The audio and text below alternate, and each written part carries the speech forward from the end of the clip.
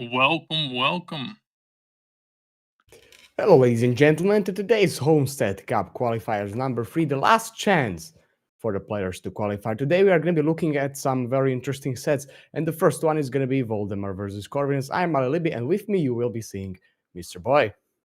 Hello, hello. This is my first time casting here, so I hope you guys are all excited to have me here. I am very excited to be casting with Molly. They be a good friend of mine, and I can't wait for the games to start. I mean, you already see the draft on the screen, so I'm not sure when we are going to go into game. But let's take a look at the draft. What do you think about it, Molly?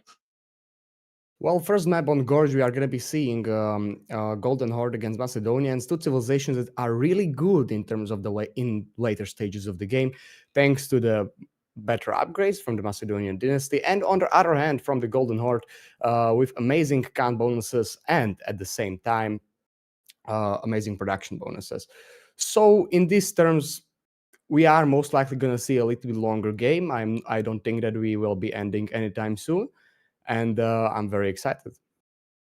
What do you think about the matchup? I think if we look at it, they snipe Malian and Chinese. Definitely the stronger civs in my opinion here, but Macedonian maybe not that strong of a civ at the moment. What do you think about it? Macedonian civilization that can be played in many ways, but most likely we are going to be seeing fast castle into Ridari. There is a possibility of the feudal age, and prolonged feudal age is going to be something they would love thanks to the silver upgrades. But to be fair, I am not sure how this one will go exactly. Golden Horde would definitely have the upper hand in terms of the early feudal, thanks to the Torguda, thanks to the Khan. On the other hand, longer we would go, better it would get for the Macedonian dynasty. So in this case, I would say that if we are going to be staying in the feudal age for just about the 9 or 10 minutes, we would be seeing Golden Horde having the upper hand. On the other hand, Macedonian dynasty. But ladies and gentlemen, we are going to be going straight into the game number 1.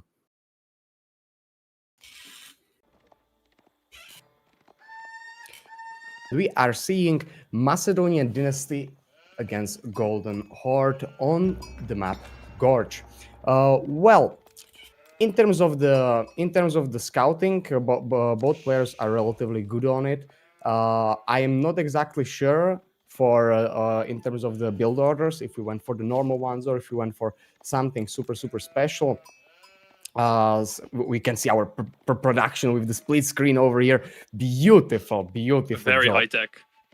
Very high tech, exactly. Beautiful job, tremendous.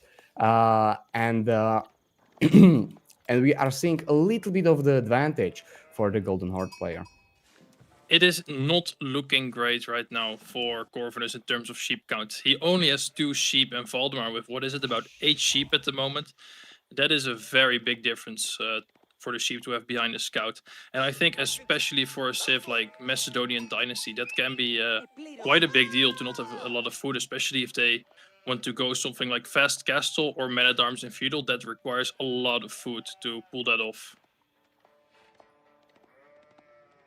Exactly. At the same time, I'm not really sure about the Golden Horde timing. Boy, do you know something about the timing of the first push with the Golden Horde and with the Torgut? How does it impact the Macedonian dynasty? When can we expect it? I think if the Golden Horde can get the store goods out quite quickly, I think the Macedonian Dynasty might have to build 1 or even 2 towers on their outpost for the Fast Castle to work. But I think if Corvinus has a good timing on the Fast Castle, it should definitely be able to go with Dari here. The dangerous part, if Valdemar decides to go all in with something like Torguds and Spearmen, that can really put Corvinus in a nasty position, where he might not be able to fully age up. Well, there are definitely a lot of plays that we are going to be seeing. We can see that the scout is slowly but surely getting cut off, and the Macedonian dynasty is on the very similar amount of sheep, 15 to 16, so they are relatively good on it.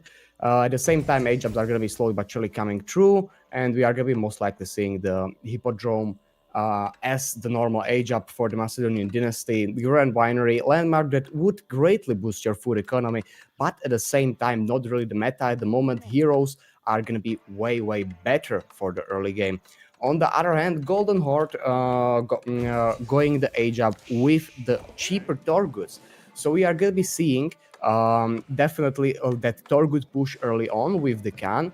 I'm not really certain if you want to stay in the feudal age for the longer or if you want to go for the push as quickly as it is possible. That's something that you want to do if you are going to go for the double production building.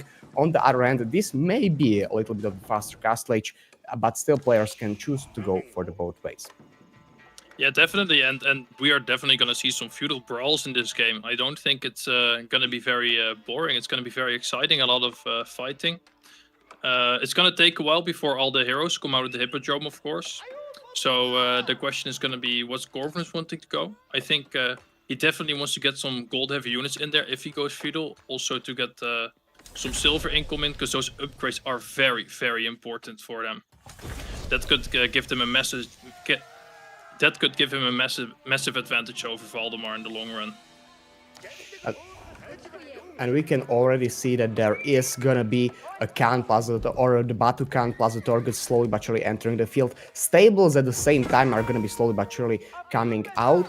And the question is gonna be standing, what will we achieve with this? Sure, we are gonna be securing our gold vein from the early horsemen that Macedonian dynasty will be making. But we need to do some damage. We need to do something with them. Macedonian dynasty, if we are gonna just let them do whatever they want, we are gonna run into the problems that we are gonna be fighting against archers that will have +4, and on the other hand, we will just have normal units. That's why I think that the Golden Horde is in the need to put a little bit of the pressure in the earlier stages of the game, or stay in the feudal age as short as possible, just in order for Macedonian dynasty to not get that huge advantage that they get with the upgrades.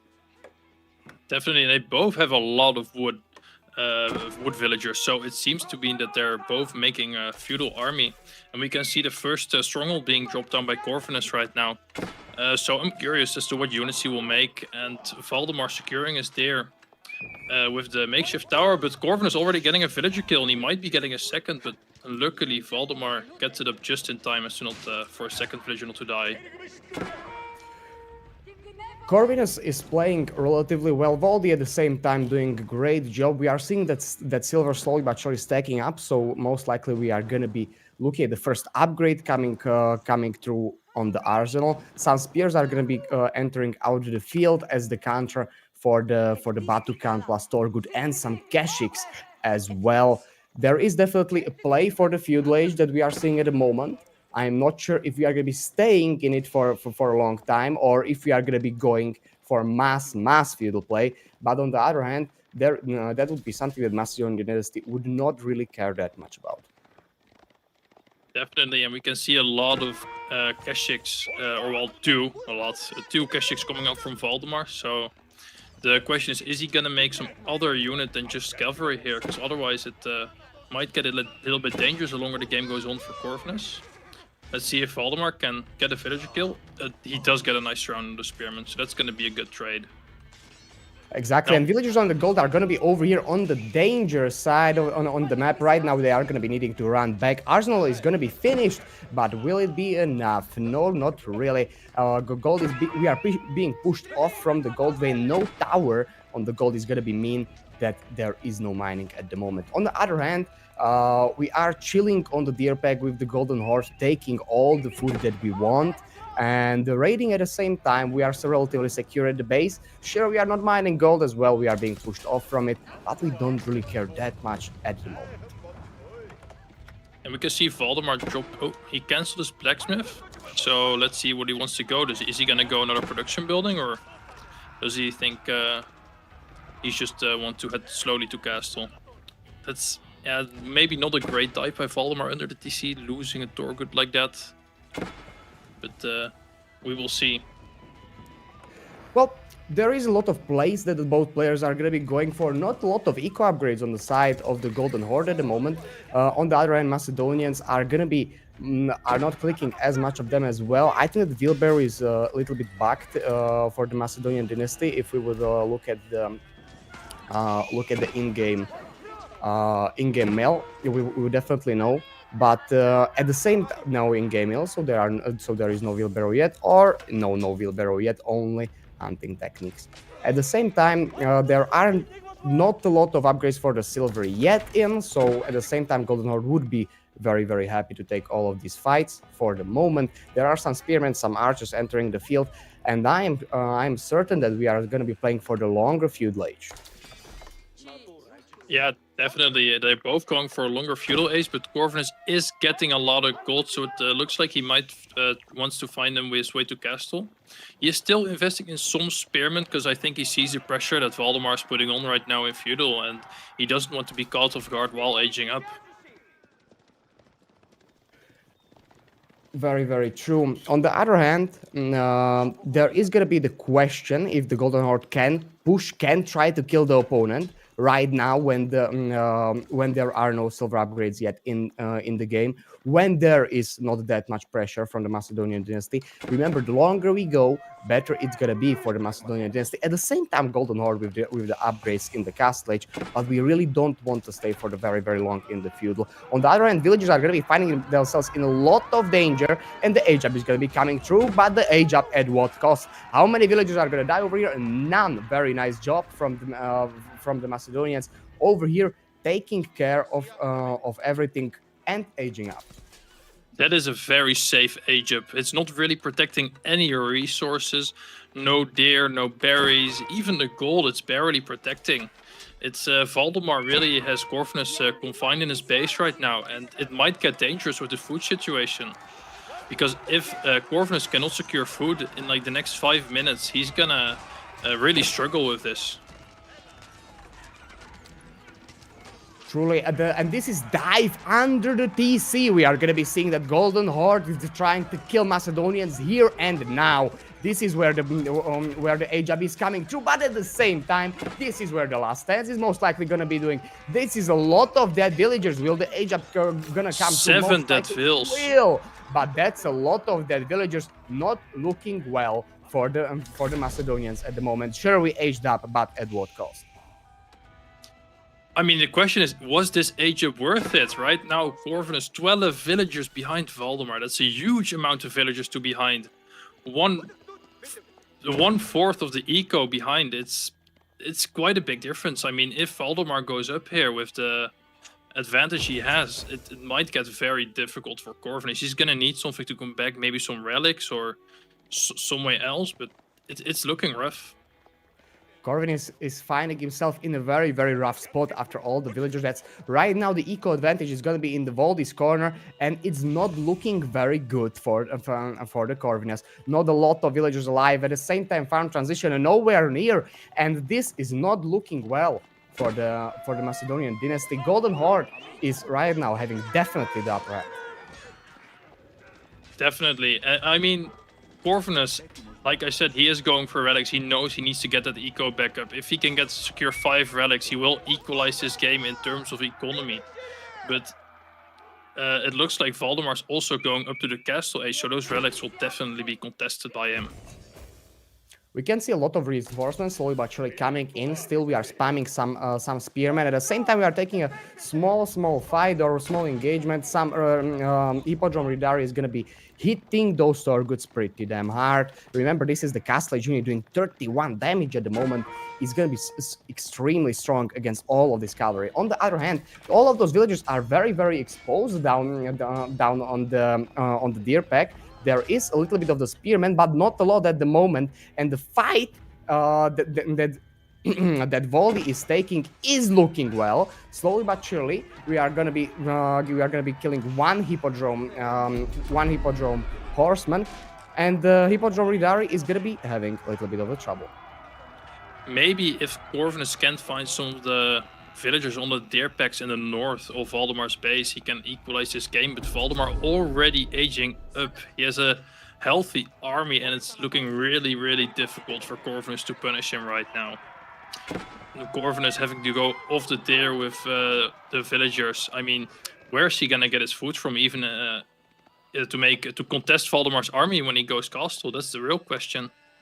Exactly. Sheep are slowly but surely gonna be running out, not looking good. And we are still spamming some Ridari here and there. We are trying our best, but food situation is completely scarce at the moment. It's not looking well. We have one deer peg at the bottom of the map, but I'm not even sure that we can go for it. We are slowly but surely taking relics, so that's something that Corvinus can play for, and he needs to play for it. Otherwise, we are gonna be, well, just economically very, very behind. There is some crossbow slowly but surely entering the field from the Golden Horn Tower. And the Ridari play, there are already spears out from the Voldy, so he doesn't care about it that much. It is only 5 spears at the moment, but definitely, if Valdemar decides to ramp up that spearman production, the army from Corvinus suddenly isn't looking that scary. Crossbowmen also not a really good counter against spearmen. I mean, the question is what is Corvinus gonna do here? If you look at the economy, I mean, Corvinus is about 1,000 resources per minute right now, and Valdemar, he's looking healthy at about 1,500. He just aged up. I mean, I'm not sure what Corvinus's tactic is here to gonna try and come back. There is gonna be just a Masri Dari play definitely from him. On the other hand, Voldy just need to defend it. That's why we are gonna be seeing the crossbowmen in the queue at the same time spearmen are in the queue. The food situation from the Voldy is relatively good. Only 24 villagers on the food, and the small fight is gonna be taking the place, and the Ridari are slowly but surely gonna be returning home. There is not a lot to fight for. A lot of spearmen out on the field and a lot of archers. We don't want to take it at the moment. On the other hand, Corvin is still trying to figure out his food situation. Only 13 villagers on food, and those are the berry villagers. Those are not the juicy deer peg ones. I'm not really certain if we love the position from the Corvinus. I mean, Corvinus does seem to be getting in a lot of relics. I think he's on 4 relics, if I'm not mistaken, or he might be on 3 right now. At least the relics are coming in. And he is on 10 Radaris, and like the more Radaris he's gonna get, the more dangerous for Valdemar is gonna get. Not just because of the fights, but because of the raiding potential he'll have compared to Spearman Crossbowman that Valdemar is making. Truly, the movement speed advantage is definitely there for the Corvinus, and he needs to use it. Otherwise, this is gonna be terrible for him. He needs to do something, and we are gonna be catching a few archers over here. It looks like, but the villagers down on the down that went on the deer pack are getting sniped as well. Not looking good for Mr. Corvinus. This is completely terrible. We went for the food, and we just got completely obliterated. On the other hand, Voldy still being relatively happy with his numbers. 30 villagers against 56. This is 26 villagers difference, and not looking good for Corvinus at the moment. Macedonian dynasty civilization that truly will have superior upgrades, but are they gonna help you if you have no eco to make units out of them? I mean, you say truly superior upgrades, but right now Corvinus he's floating 1,600 silver. Does he not realize? Or is he saving up for some big upgrade? But even then, he only has 2 upgrades for the cavalry, and I think the 3rd upgrade is only like 700 or 1,000. So we should. He just queued up the 3rd one, I see. So he was listening, I think. We are getting the 3rd upgrade for cavalry, and right now they are going to be having more armor than the normal ones or the normal knights would have in the Castle Age with the full upgrades. But that's a little bit too late when we already see double the villager difference. We are trying to dive with all of the Ridari, but this is not the fight that we want to be taking. There is a lot of Ridari, but sure, there is a lot of spears at the same time, and a lot of Torguds with a Batukan, not looking very good at the moment for Mr. Corvinus. He is trying to deal damage in every single spot he can, but he's having a lot of trouble finding it. I mean, the Golden Horde are very good defensively. With all the towers they can put down, it's very difficult to raid them. So for sure, Corvinus has a very tough task ahead of him. Is the production from the Golden Horn Tower gonna help us with the crossbowman numbers against the Voldy's army over here, Mr. Boy? Is it gonna mass crossbow that we are slowly but surely getting? Is it gonna impact at least something? I mean, it's definitely gonna help him against the Torguds, but I'm not sure if it's enough at this point. Valdemar, like I'm not sure, I didn't actually pay attention to it, but I'm not sure if his upgrade is already in. He's gonna produce 3 units instead of 2, and I think when that upgrade gets in, it's gonna get really difficult for Corvinus to stay in this game.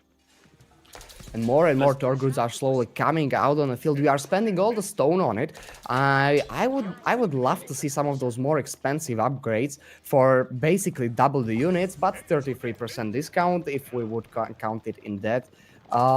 There is a lot of raiding potential with the Ridari, but at the same time, we are not raiding at the moment. We can't really. We are having a lot of trouble just defending our base. What can we do against the Golden Horde at the moment with 50% more military out on the field?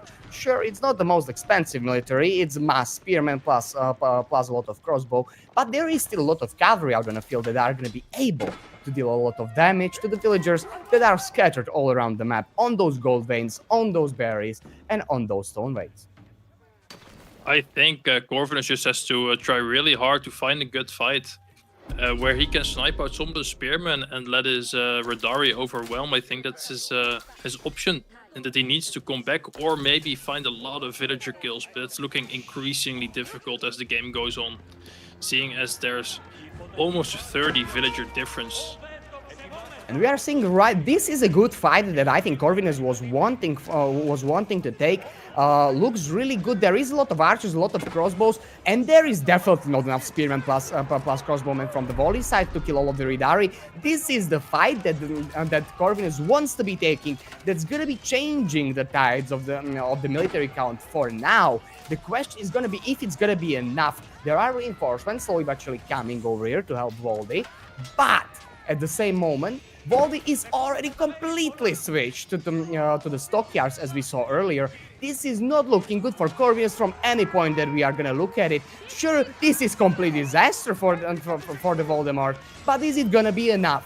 Is this fight gonna be enough to take the game advantage? All the Ridari are fighting all the spearmen, not looking the best as the best trade. Sure, all the Ridari are dying, spearmen are dying. It's relatively equal. On the other hand, one person can replace the army, and the other one will have a giant problem with it.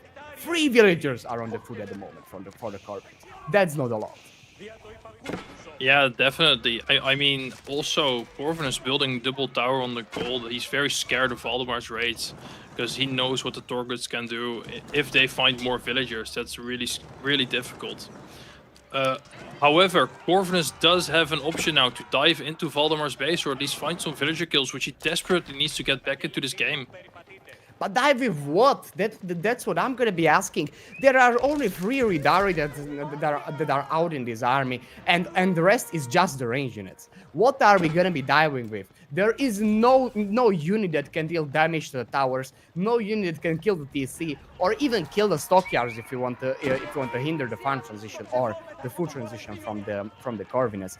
The dive is not really an option with the amount of units that already is out on the field for the Voldy, and the fight is again gonna be taking the place. And at the moment, this is mass spearmen against a little bit of the mass archer that have no +1, mass crossbow that have no +1, and I think that this is not gonna be the game that Corvinus wanted to take this way, that Corvinus wanted to lose this way. This is not looking good at the moment. Corvinus is at the moment truly not starting good. Yeah, this is a real cleanup. It's looking increasingly difficult for Corvinus. He lost another 5 villagers on a big gold vein down south.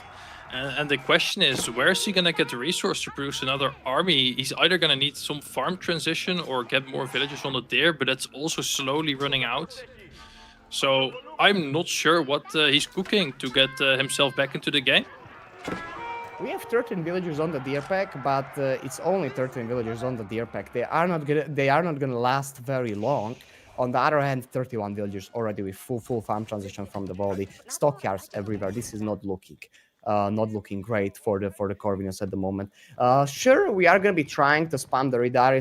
We are still gonna be slowly but surely going to mass archer, the unit that's gonna be basically killing everything if you would have most important damage upgrades on them with the with the amazing buff that deals with the armor. But on the other hand, We don't have any. We have 1,700 silver in the bank, but is it gonna be enough? Not really if we are not using it. On the other hand, some strongholds are gonna be over here at the front firing with the arrow slits, but it's again yet not gonna be enough. Everything is gonna be slowly but surely diving the Corvinus's base. There is that Golden Horn tower that is gonna be doing massive amounts of damage if Voldy would try to take the fight.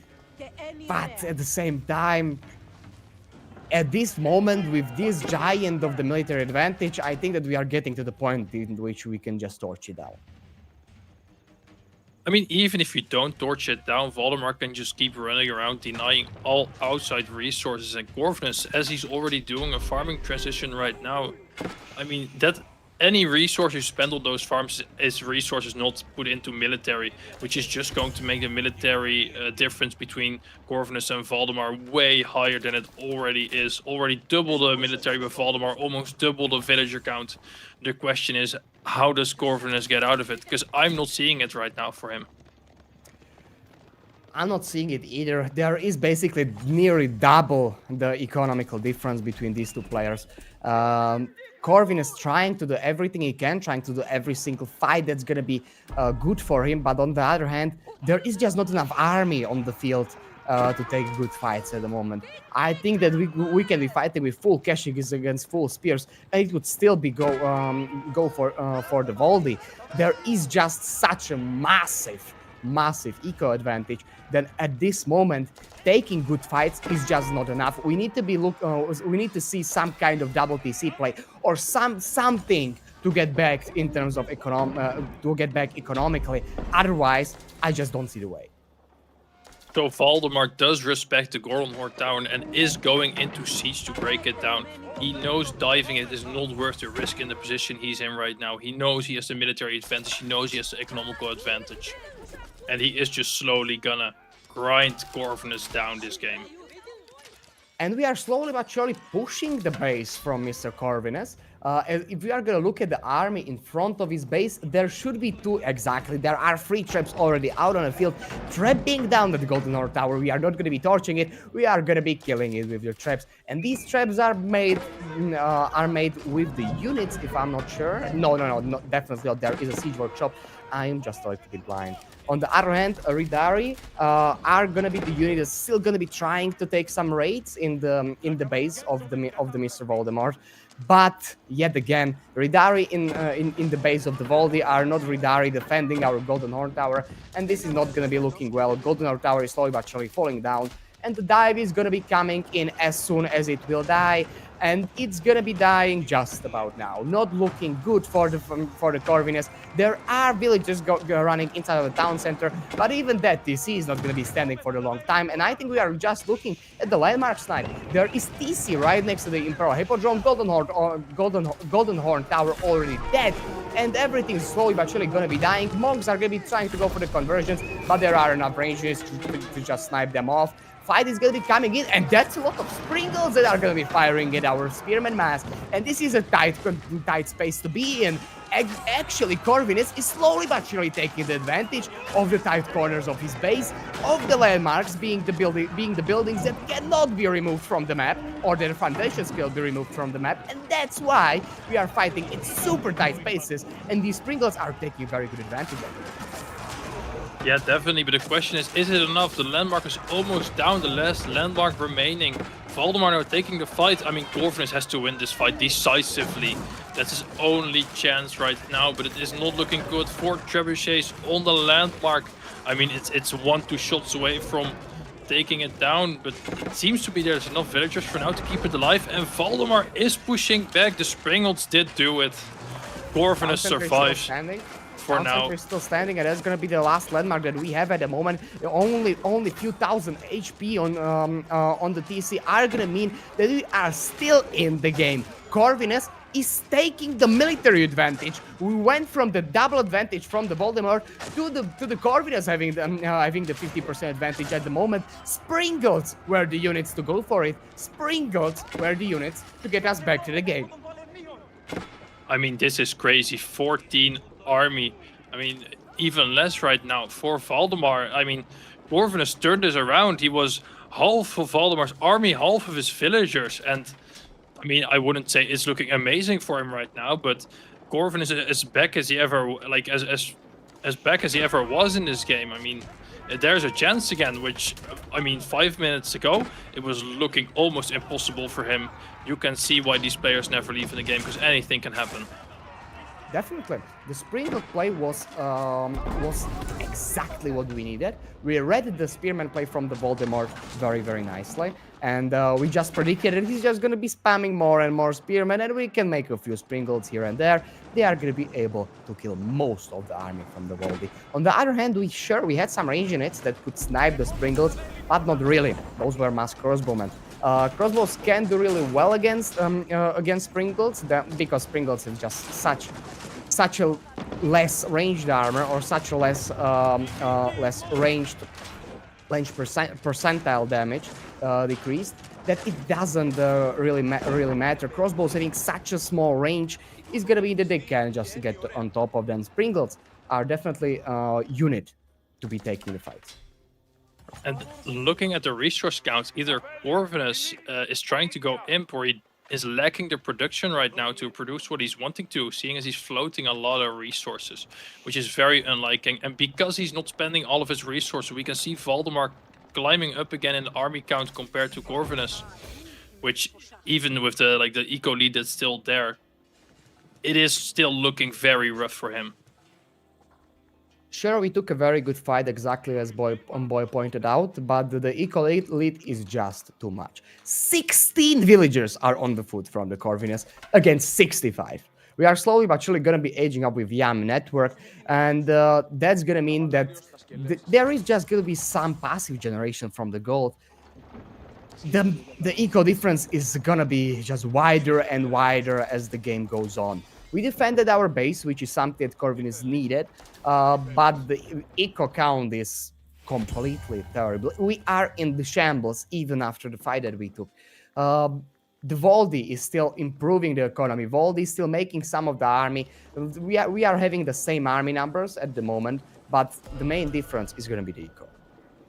I mean, Valdemar's food economy is crazy high. He's getting 3,000 food per minute compared to Corvinus 700 food per minute. Valdemar going imp, just patiently waiting in his base, going to get the upgrades, going to just increase his lead. And Corvinus, I mean, he's scrambling by army at this point.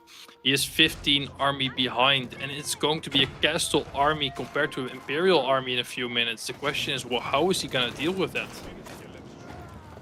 And I think that Voldy will definitely go for some answers for those Springles. We can go for whatever we want at this point, but the unit to kill basically everything, in my humble opinion, would be Mass Horseman. Mass Horseman would be something that will kill all the crossbows, all the Springles, and at the same time all the archers. And there is just not enough spears out on the field for the Corvinus. I'm not exactly certain if we are going for it already. 4 horsemen are in the queue. Voldy knows exactly what he needs to do to close out this game. Definitely. I mean, Corvinus is slowly pushing back, but the question is it going to be enough? I mean, I think Corvinus needs to get into siege a bit here if he wants to survive. He is going to, I think, try and get sacred sites. He's making 2 prelates. He is going into siege. There's a Mangonel and Springles in queue. So it's, I think it's still going to be an exciting game from here on out. Sure, the siege can be the savior, but the question is, what will save the siege? Because we don't have any spears, or we have just 14 spears against all the horsemen that are coming out on the field from the Voldy. Voldy is still heavily investing into the mass crossbows, slowly but surely getting all the important upgrades. We can see the flame arrow being researched, or the incendiary arrows being researched. At the same time, all the Imperial H upgrades are already done. This army will be trying to take a fight. Eco count is slowly but surely getting closer and closer. Corvinus is getting up there, and it's not looking as bad as it was looking 5 minutes ago. The one player is in imp, and the other one has only 16 farms. It's not looking great at the moment. We are going to be trying to take the fight in front of the base of the Mr. Voldy, and Voldy will be going for the flank over here, there is a giant army coming Corvinus's way, and a lot of the crossbows that are already aged up to the Imperial age, not looking well for these Ridari and for these Varangian guards. Everything is going to be slowly but surely falling. And this is not the fight in the tight spaces. This is not the fight that Springlords would love to be taking. They cannot be piercing 6 units at a time. They are only killing 2 or 3. Even if all of the units of the Voldy would die from the front line, it's not a big deal at the moment because we can replenish them relatively quickly. And we are going to be seeing all the Keshik and the Horsemen entering the battlefield from the back. And all of the army is just going to be disappearing. Corvin is getting fully cleaned up. Valdemar has Flaming Arrow in right now, so his crossbowmen are going to be extra lethal. I mean, Corvin is finally getting in some raids on Valdemar, so some villagers are going down, and the eco lead is kind of equalizing. But I mean, I'm not sure what Corvin is going to do here. Corvin is struggling, is desperate for food, but there's... I mean, he has 34 on food right now, so he's definitely getting back into it, but we cannot see it in the food count just yet.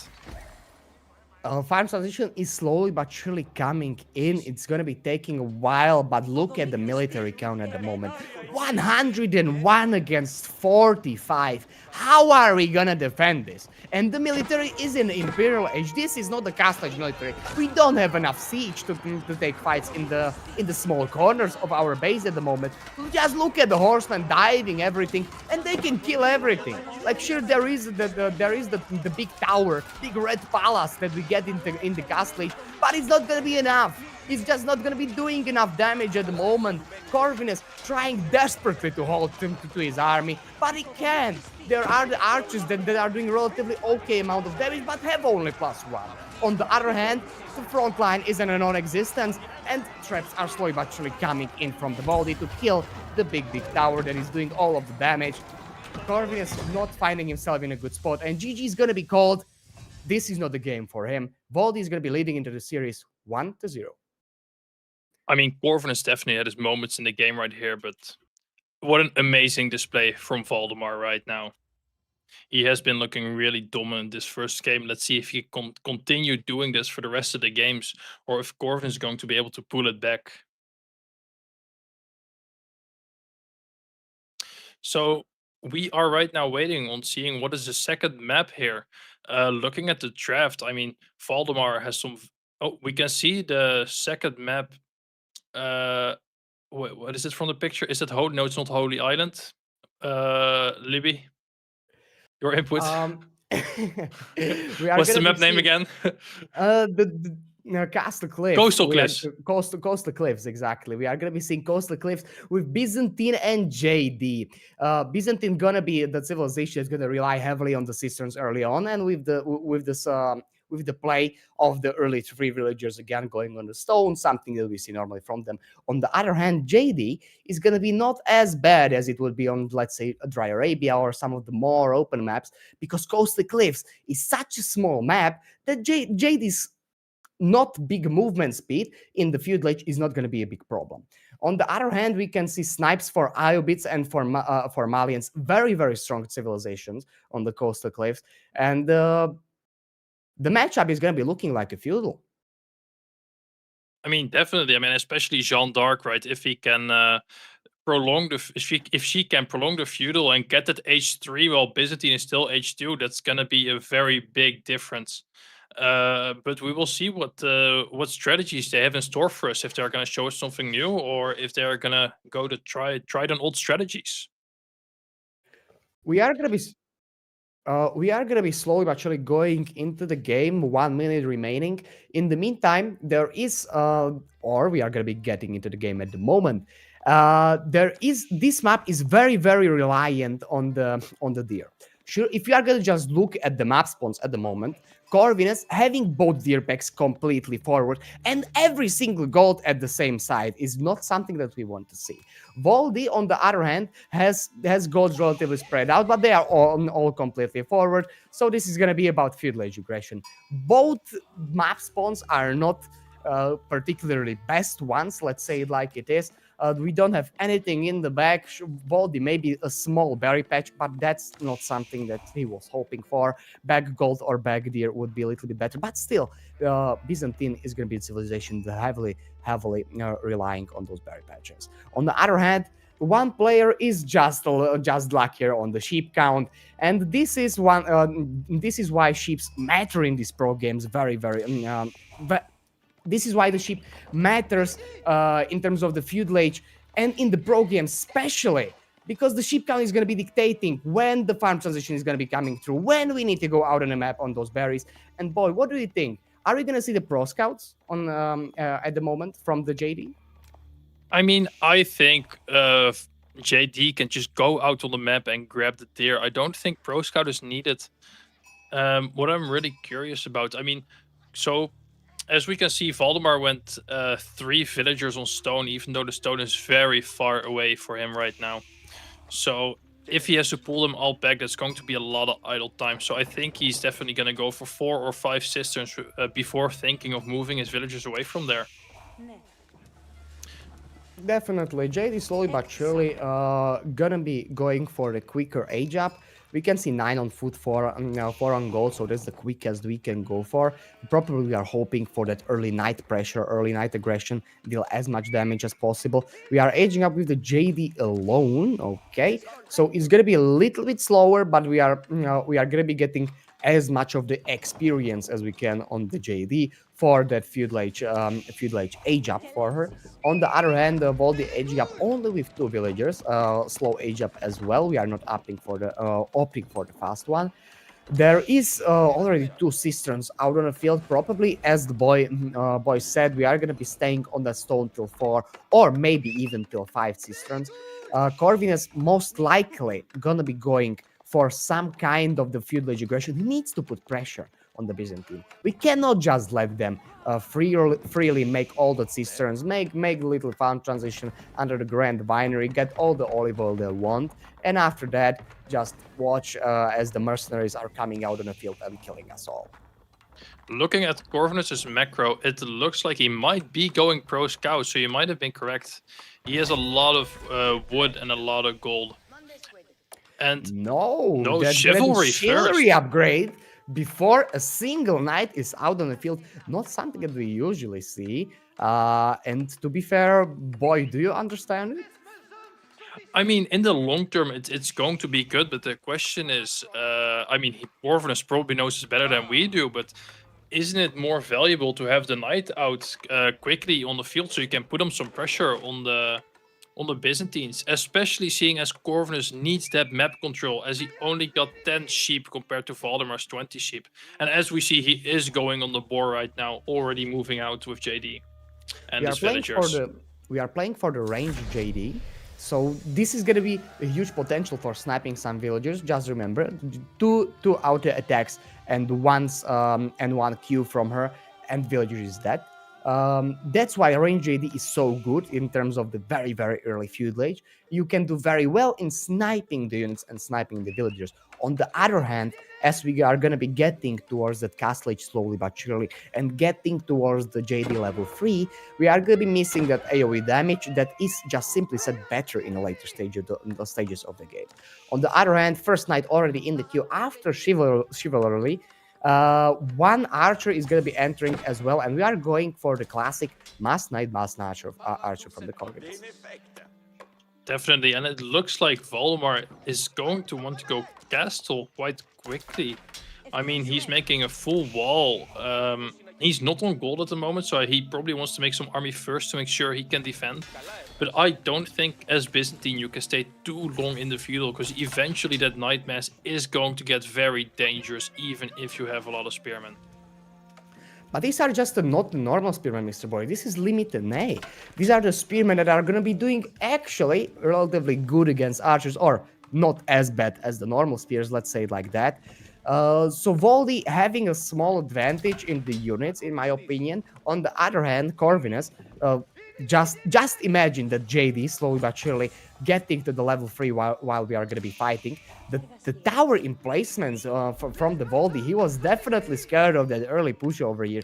Arrow slits and at the same time reinforcement. This tower will not go down anytime soon. But it doesn't need to, because the tower from the Corvinus is going to be coming in and it needs Voldemar to be pulling dealt all with. his villagers.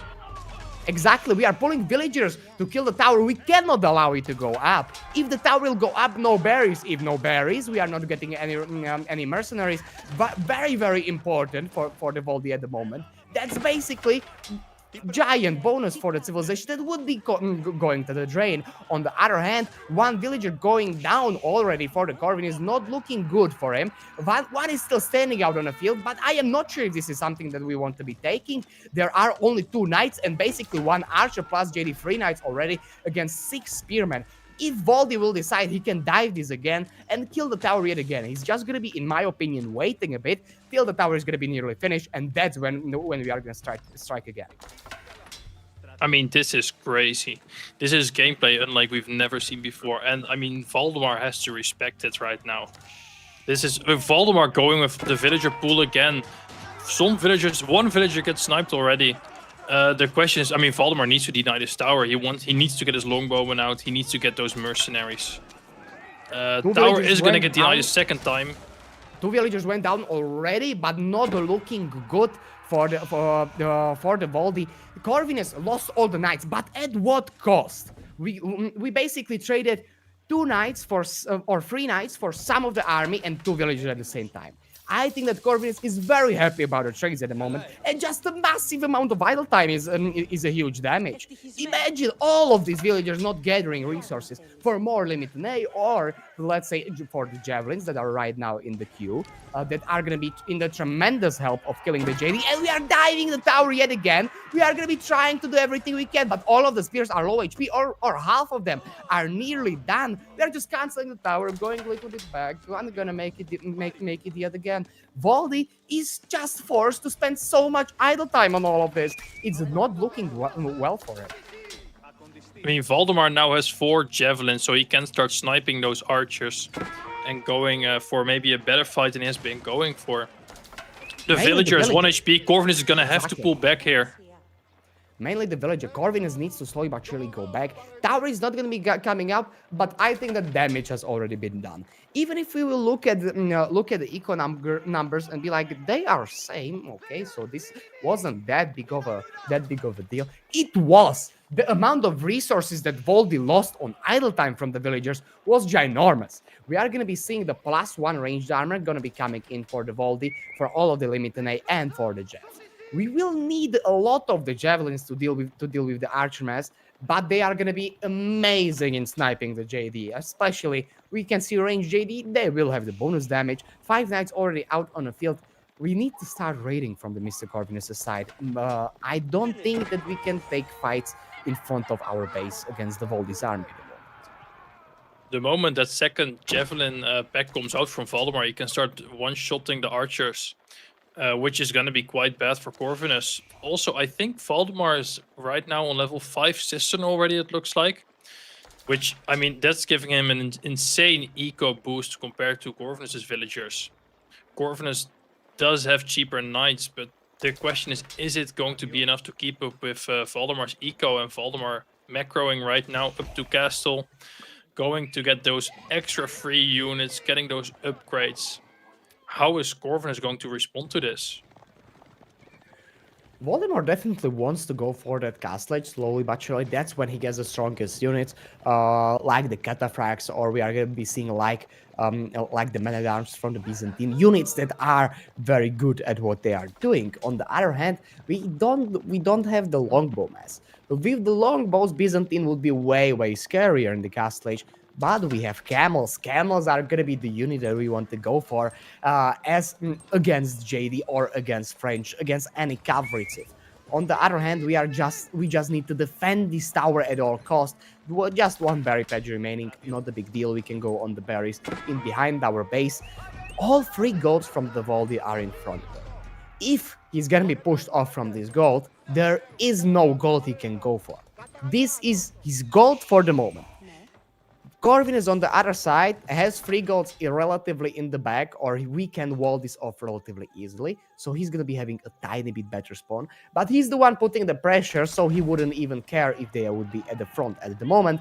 We are gonna be starting to go to bring down the walls, probably bring down some cisterns at the same time, trying to do some eco damage everywhere we can. Definitely. I mean, the military count right now is looking very equal. +1 damage and +1 ranged armor is already in for Valdemar. It's about to hit for Corvinus. Valdemar is going to have to pull his villagers back from the dare. Corvinus is going to try and find some villagers, but it is going to be tough. The Limitinae are very good at defending. There is going to be a villager kill, and he saves them all. Amazing. He saved all villagers. Very nice job from Mr. Valdi, reacting in time to pull them back. Slowly but surely, we are going to be seeing a few farms coming up online from the Valdi for that bonus olive oil under the Grand Winery. At the same time, we have one berry patch on the back, so there is still olive oil to get, and the fight is going to be taking the place. We don't have enough Jeffs at the moment. Only eight on the field. Still one batch is in the queue. Slowly but surely, they are going to be entering the battlefield. But the question is going to be: is the fight going to be going the Corvinus' way? We are fighting under the TC, and all the Limitinae are just going to be enough. They pop down the shield ability, and archers are just taking so long to kill all of them. Javelins can, in the meantime, kill the JD and start killing all the archers. This is not something that Corvinus was hoping for, but JD is nearly level 3. By the time she gets here, level 3 will be online, and when that's gonna happen, we are talking 2 very different armies. Level 3 JD will be able to kill nearly everything on the one-shot with the ability. On the other hand, all the knights are dead. With what are gonna be supporting the JD? I think nothing. I mean, this was not looking great for Corvinus, taking the fight under a tower and under fully garrisoned TC. Going the knights straight to the Limitinae. Only 5 knights left. This was a terrible fight for Corvinus. So much knight value lost. I think Valdemar feels quite safe right now going to castle right here. After that amazing fight he took, he has 34 villagers on foot. So I can't even find the words for it. Castle Age will definitely be an option. Sure, we have a level 3 JD. Level 3 JD is gonna mean we are gonna be one-shotting nearly every single Feudal Age unit with the Q ability, and it's gonna be relatively hard to die. But at the same time, these are javelins. Just look at it. 2 shots from 10 Jeffs, and it's nearly dead. This is not the same level 3 JD as the melee version. This is not the same unit. This JD doesn't have the reduction on the damage on her. On the other side, we are going to be slowly but surely diving the wood line and diving the Grand Binary. Some villagers are going to be idled yet again, but I don't think that Baldi cares about all of this. I don't think that JD can even hope to do anything against Mas Jeff at the moment. And Mr. Boy, is Baldi in a spot to go for the Castle Age?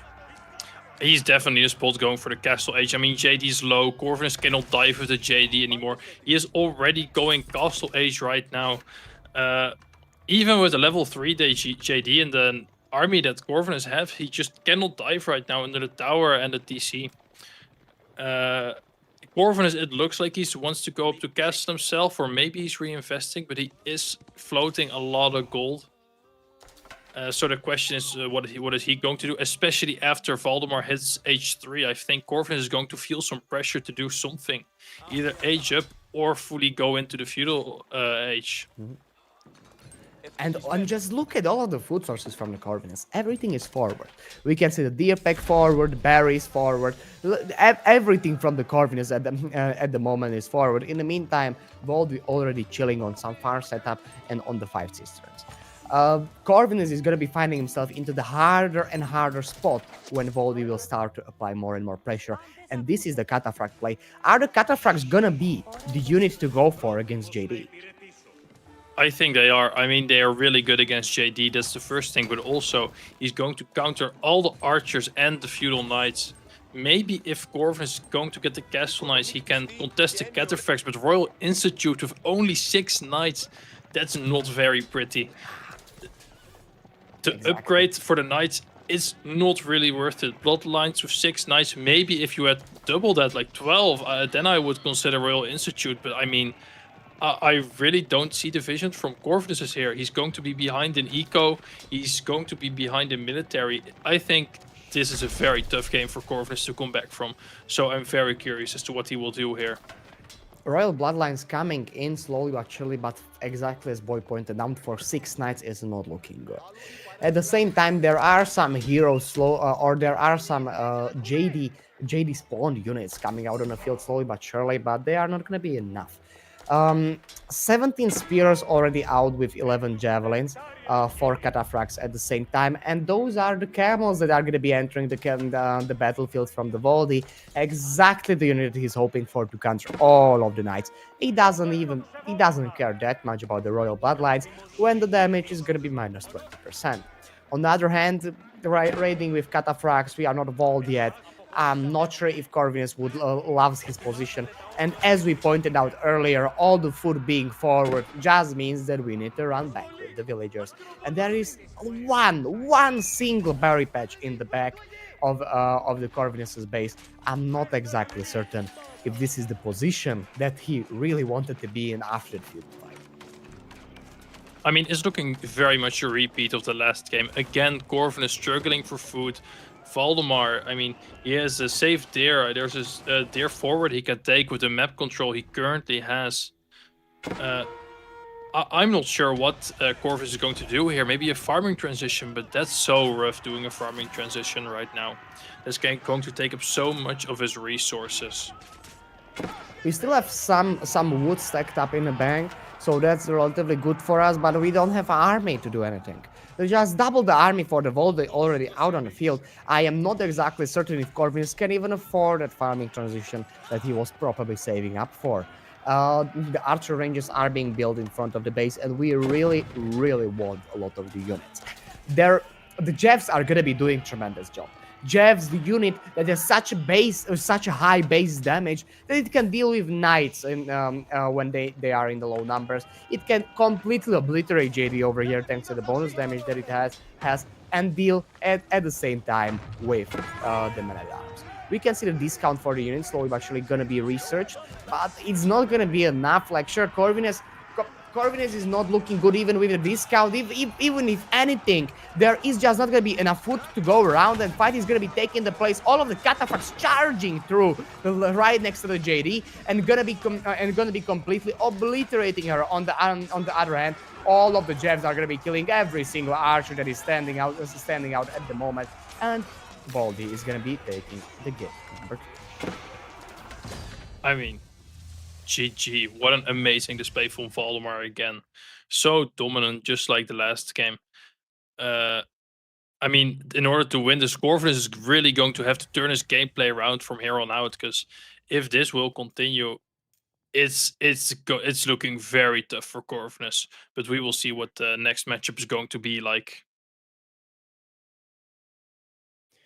Well, Corvin has definitely tried some feudal pressure, but it putting all the feudal pressure against Byzantine is relatively hard, thanks to their very hard counters that they have. The Jeff play was exactly what we were hoping for, and exactly what we needed. On the other hand, going for that range JD played a little bit into the hand of the Voldy. And Voldy is really happy about how the game went out. On the other hand, the game that we will be having at the moment is going to be Dry Arabia and KT against French. So it's going to be a little bit similar, but not exactly the same. KT is going to be having, in my opinions, giant trouble in the early feudal age, thanks to the massive raiding potential of the French, and on the other hand, thanks to just the feudal age pressure, losing two or three villagers on the age up is going to be terrible at the same time. This is going to be a hard one. This is definitely going to be a hard one. KT not known as the best civ on land maps. And French, I mean, with all the open spaces to raid, especially if maybe there isn't a great spawn from Corvinus, it can be a very rough matchup for him. So I'm very curious as to what Corvinus will do here. I mean, knowing Corvinus usually has some special strategies cooked up. So we will see. And we are slowly but surely getting into the game number 3 of this best of 5, and we are hoping for the game to go into the Corvinus's hands because we want all 5 games, right? We want the good 5 game series. On the other hand, Voldy is making it really, really difficult for the Corvinus at the moment. In terms of the sheep scouting, we are relatively normal on it, but the French civilization that is heavily reliant on a sheep count, for a civilization that farm transition is delayed as much as possible. Basically, we are delaying it mostly to the Imperial Age with the Guild Hall and trying to secure the map control with the Red Palace, and then do the farm transition. On the other hand, KT civilization with a giant wood bonuses. So the farm transition, even though it still costs the full amount, it's not looking as rough as it would as the French. The question here right now is, what is the strategy Corvinus is going for? Is he going to stay on one TC, or is he going to build that second TC, which I would say is standard for KT on land maps at this point, because otherwise the French eco will just outboom the KT French with its faster villager production and cheaper eco tax. KT is really going to struggle against it on just one TC. And you may think that, sure, but we have pilgrims. Well, we don't really against French.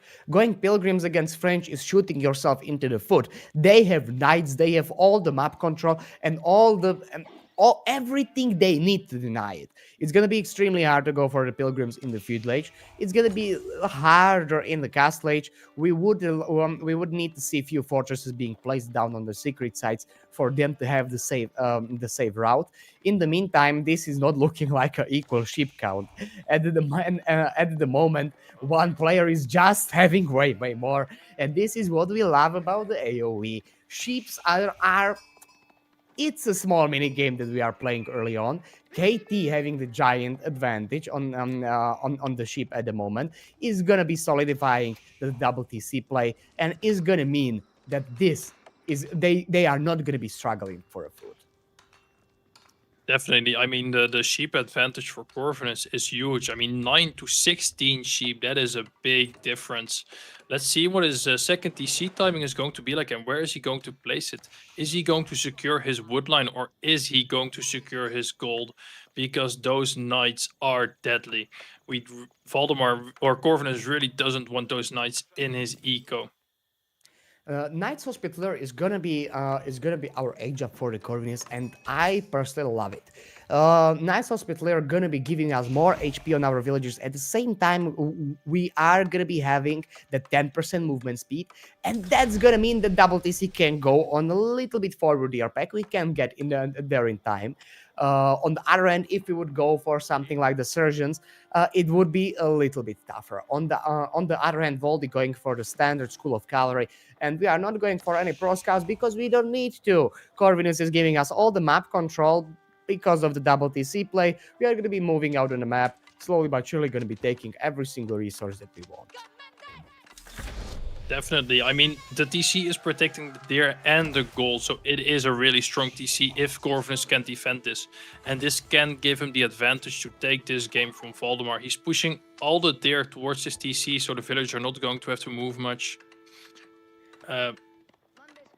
So I'm very curious as to what military Corvinus is going to go. Is he going to make the Hospitaller Knights, or is he just going to make this maybe a bit standard, something like Spearman Horseman, which usually is very strong against the French? I think that we will need to see those spearmen horsemen. Like, what else can we go against the French early on? We didn't went for the knight age up. We don't have surgeons.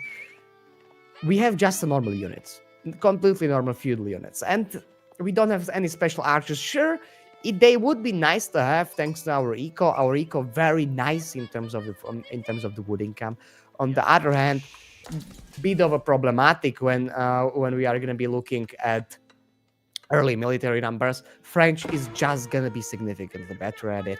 French, at the same time, having the early ecolit thanks to the faster working town centers and thanks to the KT age up being done inside of one. This is going to be a rough early feudal for the Corvis. He just needs to survive till the minute 10 or 12 without taking a massive amounts of damage, and he will be fine. But can he do that? Yeah, I think if Corvinus can survive that beginning, he can go into something like heavy spears after the age up. But I'm curious as to how long he's going to want to stay feudal. I mean, he definitely has to stay in feudal for quite some while to defend, and the wood line is right open. It's quite far away from the TC, so Corvus is going to get idled from that, which might be a problem in the future if he wants to get a lot of spearmen, horsemen. Sure, we have some spears in the queue to secure the wood line.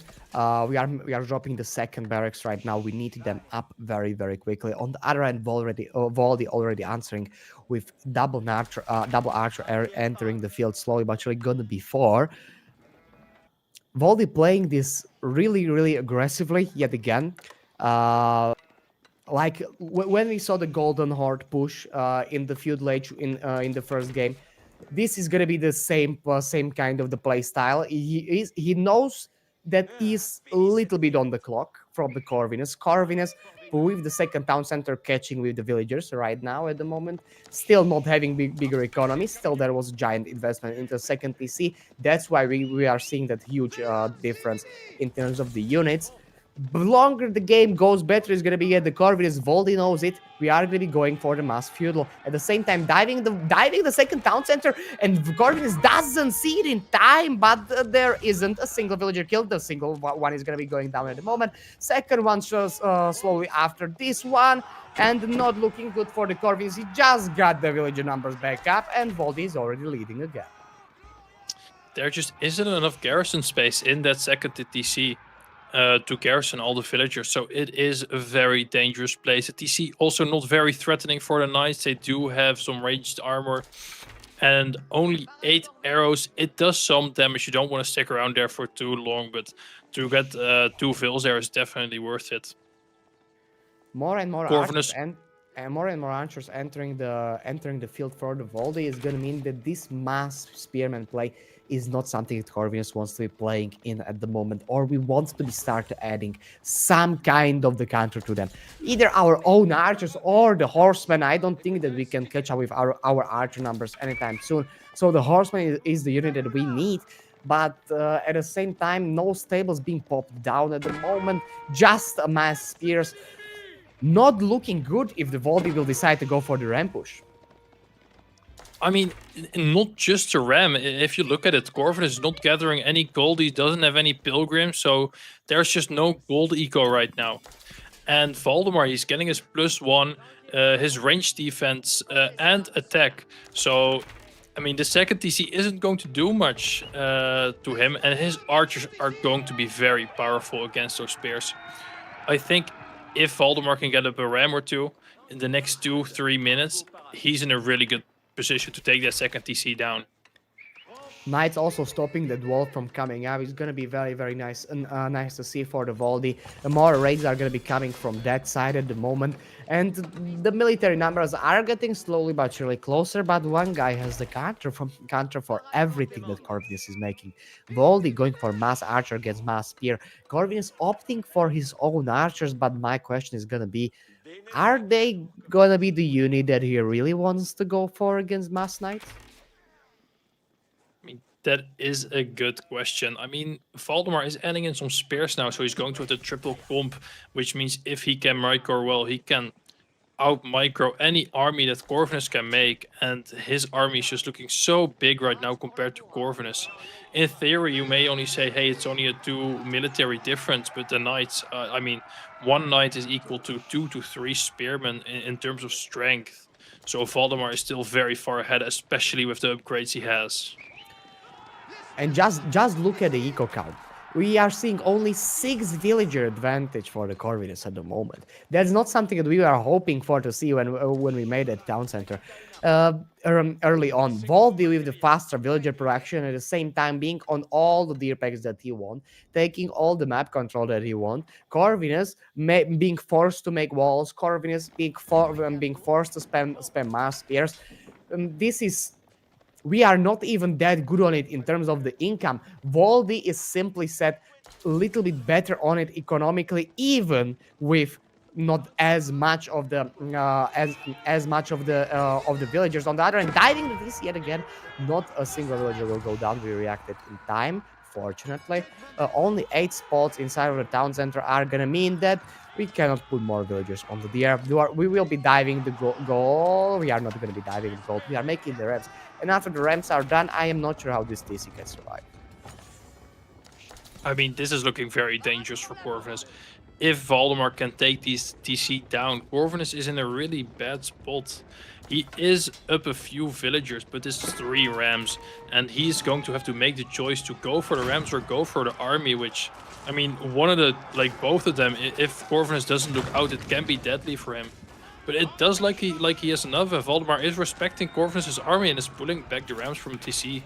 At the moment, we have enough spears, but the question is for how long, because this is just gonna be the kiting challenge for the Mr. Voldemort. The only thing he needs to do is not take direct engagement and bring down the spearman numbers. And after that, I am not sure what will be stopping the knights. Horsemen are not going to be enough, and they can't really engage in all of those archers because we are slowly but surely adding some spearmen out on the field, and 12 knights are already out. 12 knights against 20 spears, not looking good for the Corvinus, even on the direct engagement at the moment. We still have the 13 archers for the Voldy, so we are gonna be insta-killing all of the spearmen. On the other hand, slowly but surely the spearman numbers are going down. 16 spears right now at the moment, 12 knights still out on the field. Not looking good the longer the fight goes. Longer it goes, less spearmen we have. We just now engaged, we just now got the knight charging, and the villagers are getting pulled to kill all of the rams. They are gonna be doing good job. Rams are gonna be dying. We cannot be diving the TC at the moment. Still, archers are doing very good job in killing the spearman numbers, but not in time. A lot of the horsemen, a lot of the archers from the Corvinus are gonna be taking the fight against all the knights, and this is not looking good for the body at the moment.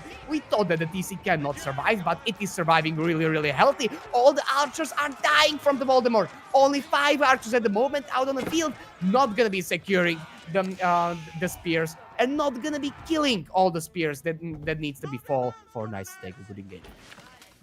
Corvinus losing only a few villagers there where it looked like he was going to lose the TC. I mean, just awesome micro. You can see here really what he's made of. I mean, Valdemar respecting Corvinus' army and pulling all the way back to his base. Even the 2 deer packs Valdemar is on right now are in danger because he really cannot defend it. I would love to see chivalry from Mr. Voldy just to heal all of those knights. They are very low HP. On the other hand, right now, having all the map control and taking all the deer packs, taking all the boars is not going to be something that that's going to be a giant advantage for the Voldy, because that's a lot of map to secure against all the army that Corvinus has. And at the moment, there is a small advantage in terms of eco count for Mr. Corvinus. 7 villager lead, still not something that we were hoping for, but mainly he survived the early game. At this time, we are going to be seeing a huge chance for the KT to win. We survived the early push, we microed it well, we went for the good unit comp, and right now the Voldy is going to be the one on defensive, and Voldy will be the one that needs to figure out the strategy to kill the Corvinus. Corvinus now this map control. We can see he is going for the pilgrim upgrades. He knows now is the time. Now I have the map control. Now I can get them safely to the sacred site and get in that passive gold income. Slowly heading towards the castle age to get those better units. The question is, what age up is he gonna go for? Is he gonna go for the heavy spearman or perhaps for something else? But it is looking increasingly difficult for Valdemar here. There is that wheelbarrow coming in for the Mr. Corvinus, and with the 10% movement speed from the Knights Hospitalier age up, his villagers are going to be extremely hard to raid. Sure, cavalry is going to be still faster, but not as much faster. That's why Corvinus will actually love to go out on the map and take resources, because he can just run away from these knights and lose only like 1 villager. He doesn't really care that much with the second TC, but the age up is going to be coming through, and Republic of Genoa is going to be the one that we are choosing. Genoese crossbowmen, unit that are going to be completely obliterating every single spearman from the Voldy. On the other hand, with high enough base damage to kill even the knights. I mean, for sure, like Valdemar is still fully going into feudal.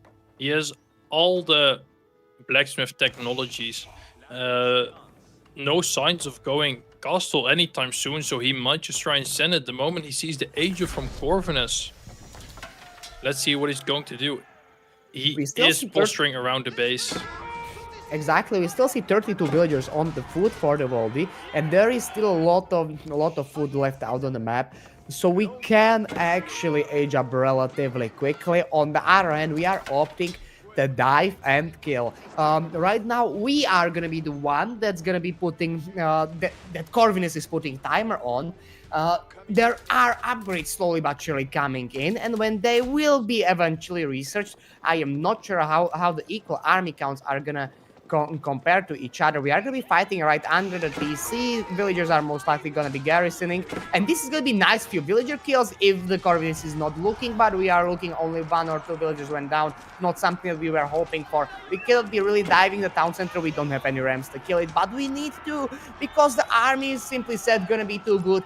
The upgrades are going to be coming in any time at the moment, and that's when the fight will be taking the place. Upgrades are in. Fight right now. Corvinus wants to start taking the fight. We have the most important units out on the field. There is a lot of spears to counter every single night from the Voldi, and these are castle spears. They are going to be hitting like a truck. Definitely, and he's gonna get in some of those genuine crossbowmen. I mean, even 3 of them, if you target a knight with that, they do insane damage, especially seeing as the knights are still feudal age. Corvinus is going to try and get that fortress up right next to Valdemar's base, put him in a very uncomfortable position right here. The question is it gonna go up? This is the get out of my game keep right here, right now. The question is exactly like Boy pointed out, will it go up? There is enough knights out on the field to 1v1 spearmen. There is 23 knights against 21 spears. Sure, these are castle spearmen. Sure, we have some generous crossbowmen, but I don't really like the position that Corvinus got himself into. Even if the fortress will go up, which it will, we sacrifice all of the army for it, just because of the low spearman numbers at the moment. This is everything slowly but surely dying, and 50 military against 5.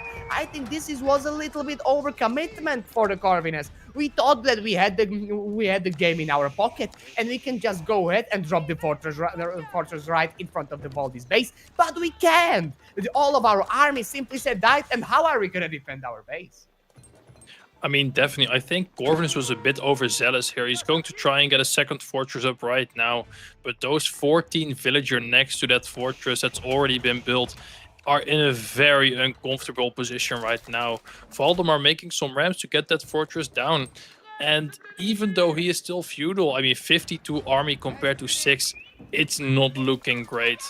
The real question is, how is Corvinus going to try and get himself out of here, because some raids from Valdemar right now could be lethal if he can find some villagers.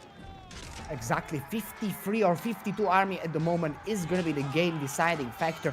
I am not exactly sure how can we kill all of the knights. Sure, they are falling against this generous crossbowman with such a ginormous base damage at the moment. The knight, the KT is going to be able to take relatively good engagements. The army is just such a ginormous for the Voldi. Corvinus is gonna be losing the fortress most likely. We are gonna be trying to torch down the rest, but there is enough archers and spears to support it.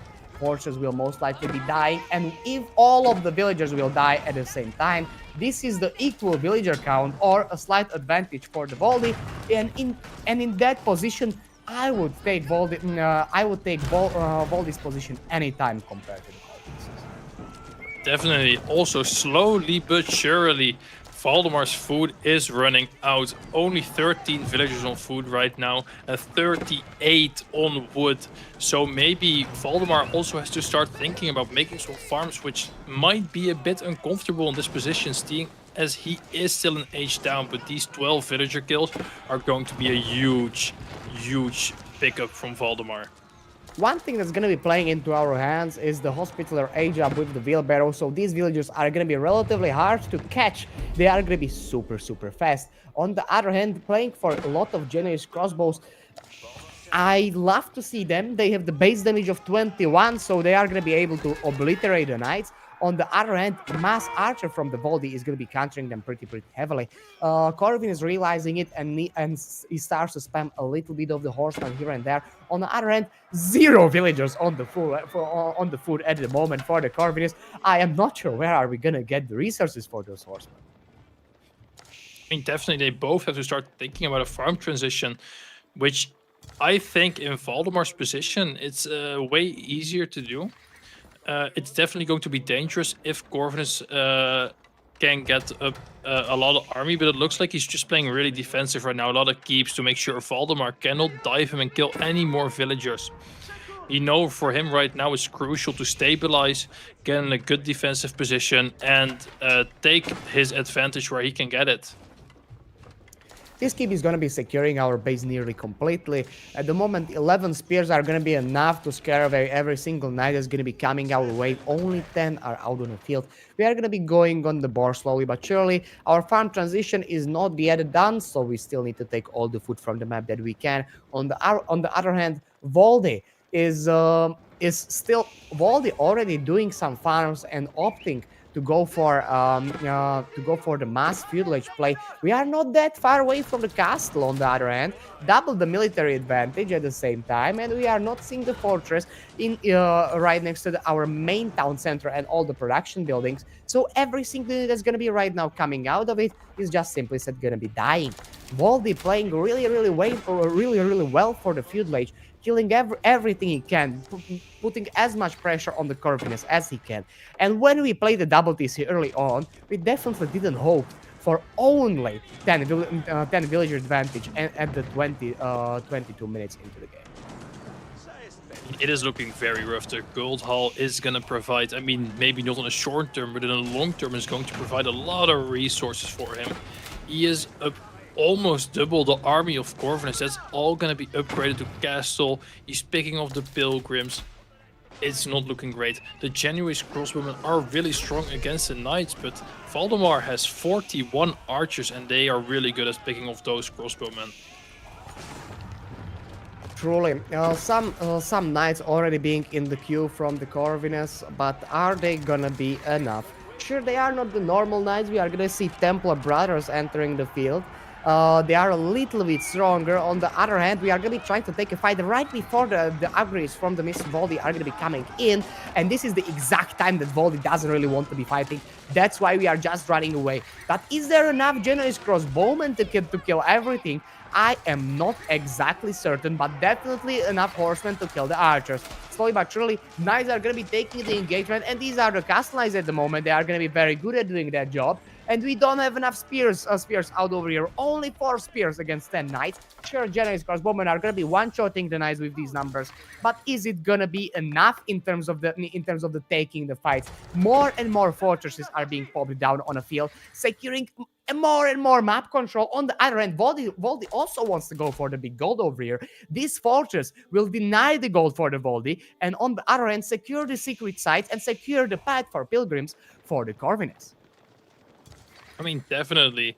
Corvinus is respecting Valdemar's army right now. 30 archers is a lot to deal with. Those are really the most dangerous right now to Corvinus's army. He is making horsemen to deal with them. So I think as long as Corvinus is going to keep messing up, he can take a really good fight, but it's going to take some good micro. We can see some eco upgrades from the Corvin slowly but surely coming in. We really would love to see that economy boom a little bit more. This is not the fight that really we want to be taking. Horsemen against knights is not going to be looking well. On the other hand, archers are going to be trying to come from the side and flank all of those Genoese crossbowmen. But Genoese crossbowmen are getting into the high enough numbers to just obliterate everything at the moment. As sure, we have a lot of archers for the Voldy, 30 already out on the field, and there are some horsemen from the Corvinus, but it's just not going to be enough. We still need to run back home with the tails between our legs and hope for the best. Voldy is still having all the map control and still playing tremendously. Definitely. I mean, in villager count, it's still looking quite equal. He is still really investing in those Genoese crossbowmen, and they are getting picked off one by one. The question is that really the smartest play at this point? Corvinus does have all the map control though. I don't think there's really any good golds for Valdemar to get. There's 2 more golds in front of his base he can get, but the rest are all controlled by Corvinus right now. Boy, what do you think? Was the Generous Crossbowman age up not the best choice? Would we love to see something like Heavy Spearman way more? I think, especially early in this Castle Age, Heavy Spearman could have really helped Corvinus out while Valdemar was still Feudal. When you are in Feudal, it's really difficult to counter Heavy Spearman, and with the extended Feudal that Valdemar played, I think that could have made a huge difference. I'm not the greatest fan of the Crossbowmen. I think they are really good against the Knights, but against something like Archers, they are just so much worse than regular Crossbowmen. So it is difficult to say, but maybe. On the other end, this is going to be another 14 villagers just coming down. I am not exactly sure how can we defend this keep. Sure, we are running here with the army and we want to be starting to take a fight, but this is only 15 Generous Crossbowmen against 31 archers and 17 knights. We still have some spearmen out on the field.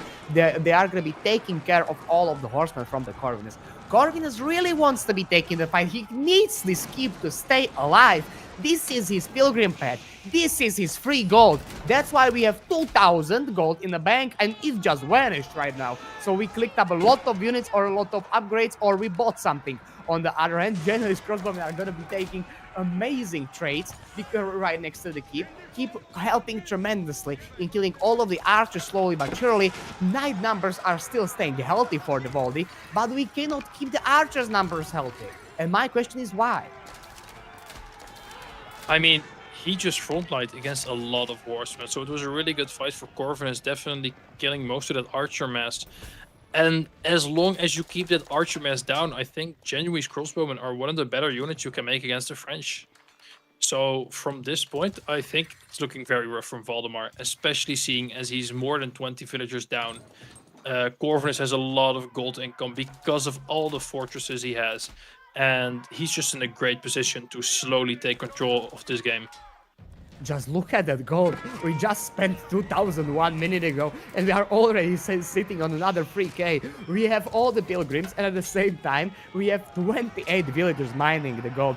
I would love to see them on the food rather, but we are gonna be opting for the mass gold. On the other end, this is enough Generous Crossbowmen to start insta-killing everything. We are getting into the critical mass in which not even archers are gonna be countering them. And there are not enough archers out on the field for the Voldy. Sure, Guildhall has the 1,000 food in the bank already, but is it gonna be enough? Will we stay alive long enough for that fast imp to come through? But we have no gold income. There is no gold gathering for the Voldy. Just look at the map.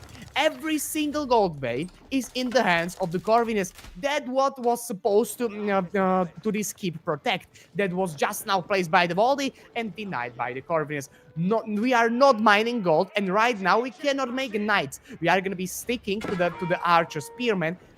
But yet again, we are making archer spearmen, and the other guy has the premium gold units. Not looking well for the Voldy. Yeah, it's definitely not looking well. It looks like Corvinus is trying to head up to Imperial as well, while having the superior army. He is having very nice Genoese crossbowmen here. He's almost ready to go imp. He's getting his 5th fortress, so that's going to be 7. I forgot the name. That's gonna be 7 pilgrims. 7 pilgrims going to the sacred sites, all giving gold. It's an insane amount of eco from Corvinus right now, and I'm not sure how Valdemar is going to contest it without any gold. And just look, we are gonna be seeing the Imperial age up, and this is gonna be disgusting. I am not exactly certain how can we counter really anything. Corvinus is gonna be opting for the Condottiero with the 5,000 gold in the bank, and Condottiero is gonna be super fast with relatively high damage, only gold costing unit that we normally see play against Ottoman to counter all of the Janissaries. Right now we are gonna be seeing it against French to counter Knights. I'm not exactly sure how well will they do against them, but in my opinion, Corvinus is really happy about his position. Corvinus is definitely happy. I mean, I don't think he can be more than happy. After the rocky start he had this game, he really took back control of it. I mean, every knight he kills right now, Valdemar cannot remake because of the lack of gold. Valdemar, I mean, he has 2,000 food in his gold hull, but that's about all the resources he has. Corvin is making their Conditero right now, upgrading all his units. I mean, he's in an amazing position. He has so many resources, floating almost 10,000 resources. I mean, at this point, he might as well build a wonder. Exactly. 39 villager kills for the Voldi are not gonna be enough to close up the game. Corvin is still standing proudly with the 6 fortresses already out on the field. That's 8 pilgrims that are gonna be coming every single minute. And that's a lot of gold income right there. Just look at the Condottiero. They are gonna be entering the field relatively soon. Cost 120 gold. They are gonna be super fast, doing a lot of damage. Sure, they are extremely squishy. We can see only 2 melee and only 3 ranged armor, but for the cost, they are amazing. Definitely, and he is getting the university upgrades as well, which is gonna give them an extra boost in terms of their survivability, which means they are gonna be able to do extra damage before they die. Honestly, he might as well just send the Conditero all the way into Valdemar's base. They can take down so many villagers, and there's just not gonna be enough space to protect the villagers. But we will see what he will do with them. But Valdemar is trying to take some gold control so he can start making some knights again. Exactly. Elite army tactics are gonna be the tech that we are going for to help our Condottiero survive a little bit more. It will be giving us 15% damage bonus against them and 15% more HP. That's something that we would love to have. On the other hand, we are going for mass traps because we don't have those bombards. But does it even matter if the Voldy doesn't have them either? No, it does not. The Imperial H4 the Voldy is miles away, and GG is gonna be coming into the chat. We are gonna be going into the game number 4. Corvinus is coming slowly but surely back, even though Voldy is leading the series 2-1. I mean, it's very impressive what he did after that rocky start. Sure, there was an extremely messy start with the double TC. Also, extremely messy first 2 games. We opted to play for a little bit of the little bit of the push. Didn't really work out as we wanted. But right now, Corvinus is coming in clutch with the KT double TC civilization that we don't really see that much on the land maps. Civilization that is not as good in terms of the fighting in feudal age, but civilization that he will be taking a game with. Definitely, it was looking like a rough matchup, but he played it amazingly. Let's take a look at what the next map is going to be that they will play. Um, Cliffside. We are gonna be seeing Cliffside with Ayubit against Jushi and snipe on Malians and China. Well, boy, you over here are the Jushi man. Tell me something about the matchup.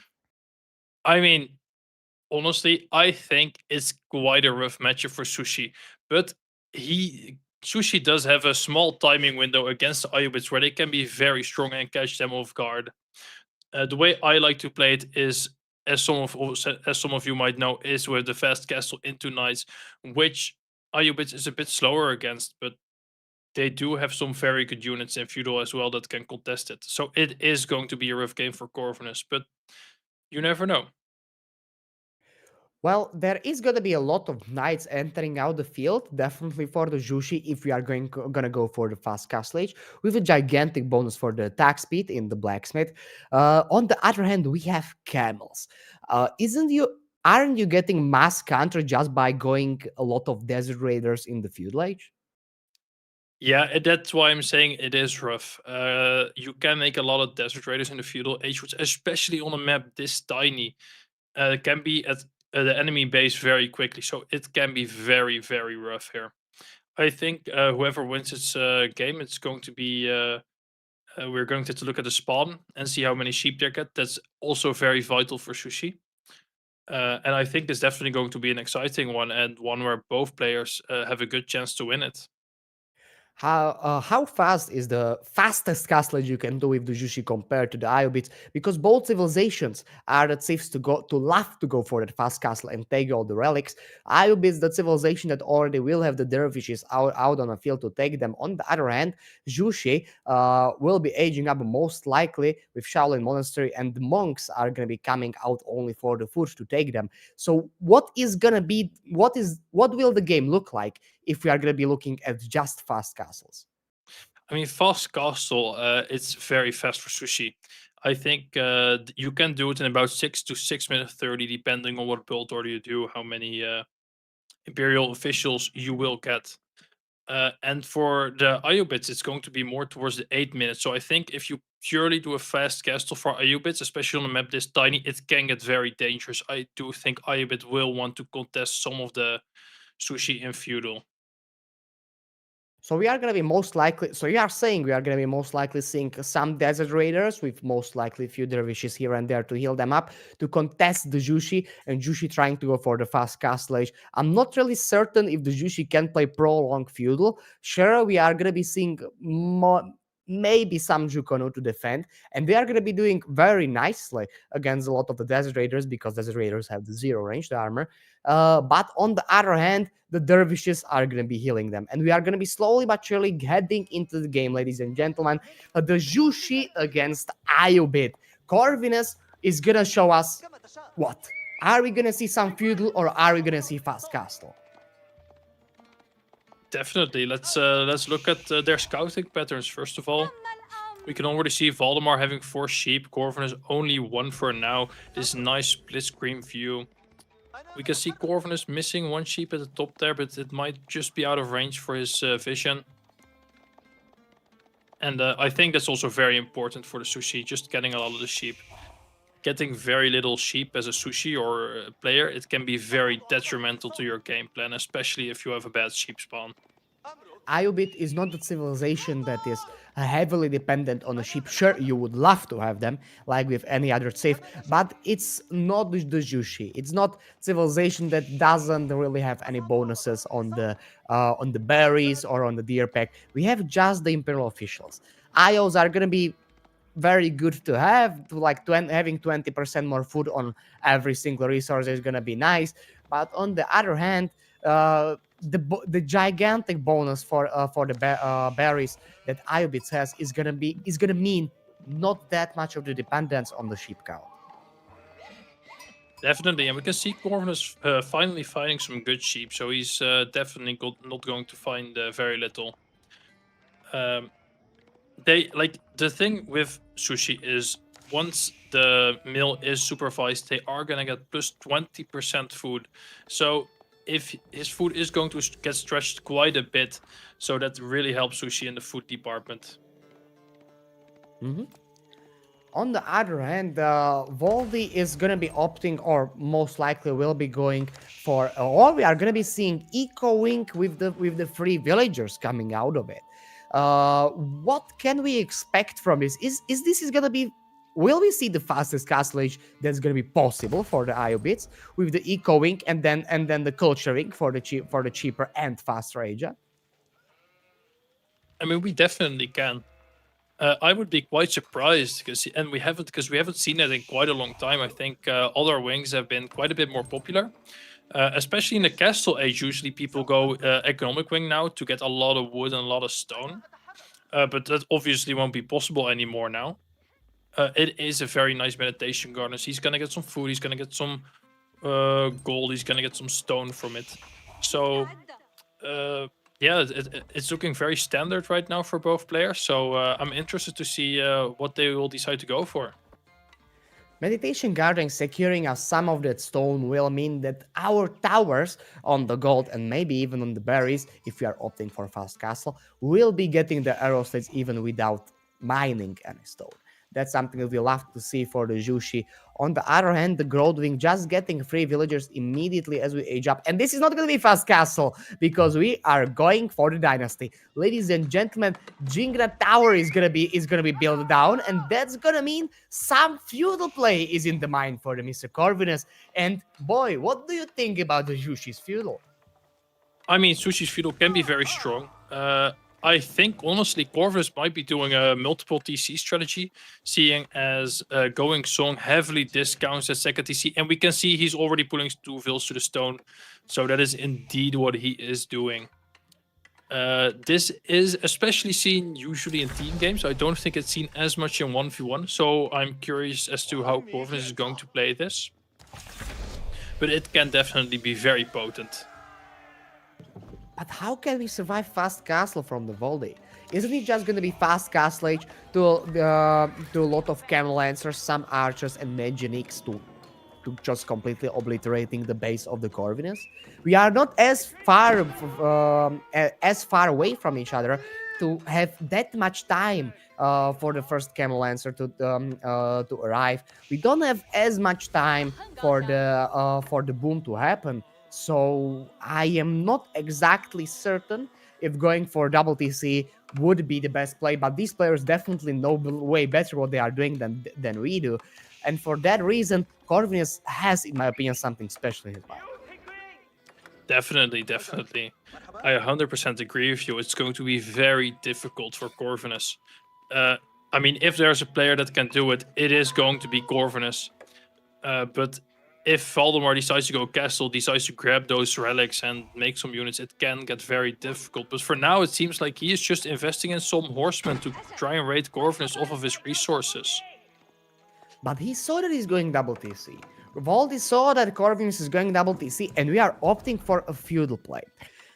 Still, there is 11 villagers still on the wood. That would signify us that we want to properly make 1 or 2 more production buildings, and Valdi will be going for some kind of the feudal push. On the other hand, Corvinus still having a relatively healthy amount of sheep. In terms of the early food resources, we have a deer pack in the back, but I don't think we can go for it, or in the back. Deer pack on the side, I'm not sure we can go for it. Berries also on the side, not sure we can go for them. Corvin is gonna be stuck in his base, forced to stay on the berries, forced to stay on the sheep. And right now, this is gonna be just a race for him to get out of this small cage that he just built for himself. Definitely. And I mean, I think he's going to get out quite easily, I would say, seeing as the macro from Valdemar looks like he does want to go castle right now. But the question is it enough from Corvinus? Is he going to be able to produce enough units to contest this castle? Because the castle for Valdemar is not far away. And the unit production right now, like almost 7 minutes in, is only now starting from Corvinus. And he still is a few military units behind. Our Song Dynasty is going to be helping us a little bit with spawning those units and the Jenga Tower as well. On the other hand, I still don't see how we are going to defend Mass Archer plus Mass Cannon Lancer with some Benjanics behind all of this.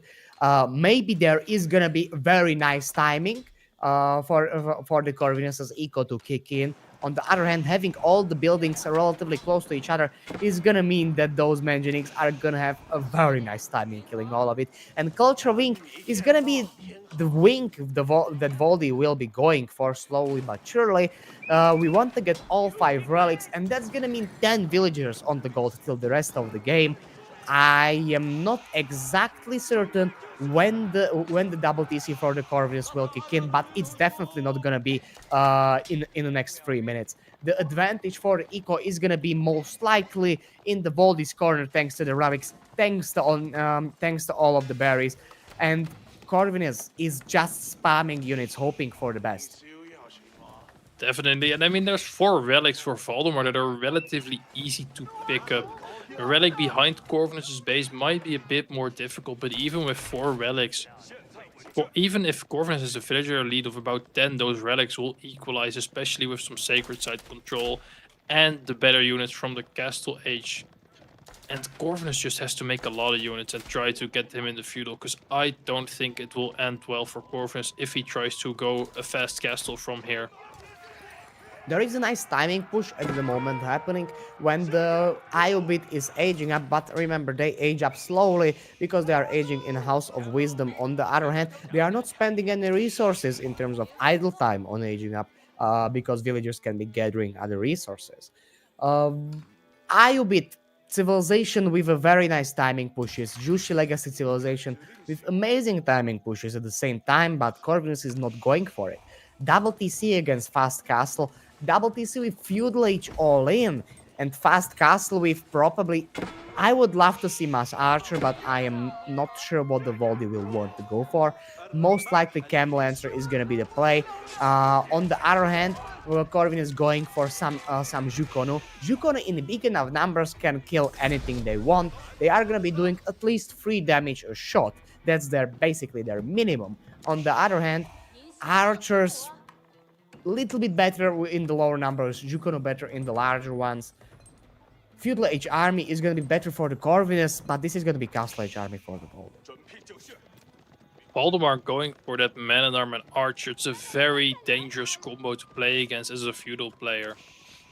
Corvin is going out on the outside resources such as the deer at the north to try and get that very fast influx of resource which he needs right now in order to contest Valdemar's army. And perhaps maybe even try and find himself a way to Castle. He is walling up the map, making it difficult for Valdemar to attack.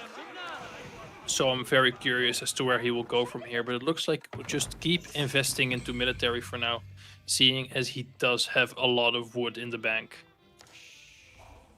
We already have 3 dervishes out on the field thanks to the culture week age up, and we are going to be trying to take all the relics that we can. On the other hand, Corvin is just walling his base and hoping to survive this Castle Age push, and he will be going for his own relatively faster Castle Age. Already going for granary here and there. Most likely he would love to have some farms popped down. We already saw a few farms in the base. I'm not exactly certain for the reason. Most likely he was scared for the potential of the feudal play that Voldy can go for, so just pop down 2 farms when we have enough wood to stretch out our food on the sheep and on the berries a little bit longer. On the other hand, 14 villagers is going to be the difference between these 2 players at the moment. So Corvinus is slowly but surely going to be pulling away with the income, but the relics are coming home. And when they are going to be garrisoned in, that's 10 villagers base, that's 10 villagers coming in instantly. And what are we going to go? Mount Lu Academy is going to be the age up for the Corvinus with that 20% bonus of the taxes as food. On another hand, the Voldy having already 5 relics secured at home is going to mean that we are not going to be struggling with gold anytime soon. Definitely. I think Mount Lu Academy is way better here as a second TC. You are not in a rush to get those relics right now, seeing as you know the Ayubids already got them. You will be able to gather the tax faster with your Imperial officials. You will also get some of it as food. You can get the tax from it as well to get more Imperial officials faster. Faster production from the Imperial officials, and also just faster Imperial officials. Their walking speed will become insane, and with almost a 20 villager lead, it is looking very scary right now for Valdemar. Truly, it is looking scary. What Valdemar would love to have at the moment is slowly but surely start to investing into the little bit of the Manganiques. We didn't went for any Cam Lancers early on because we saw a lot of Spearmen from the Corvinus most likely and a lot of walls at the same time. Maybe we could have sniped 1 or 2 villagers, but Gulams is gonna be the unit to go for at the moment. We are going mass infantry, and yes, exactly, Manjanik is gonna be the unit that are gonna be entering the field very, very shortly.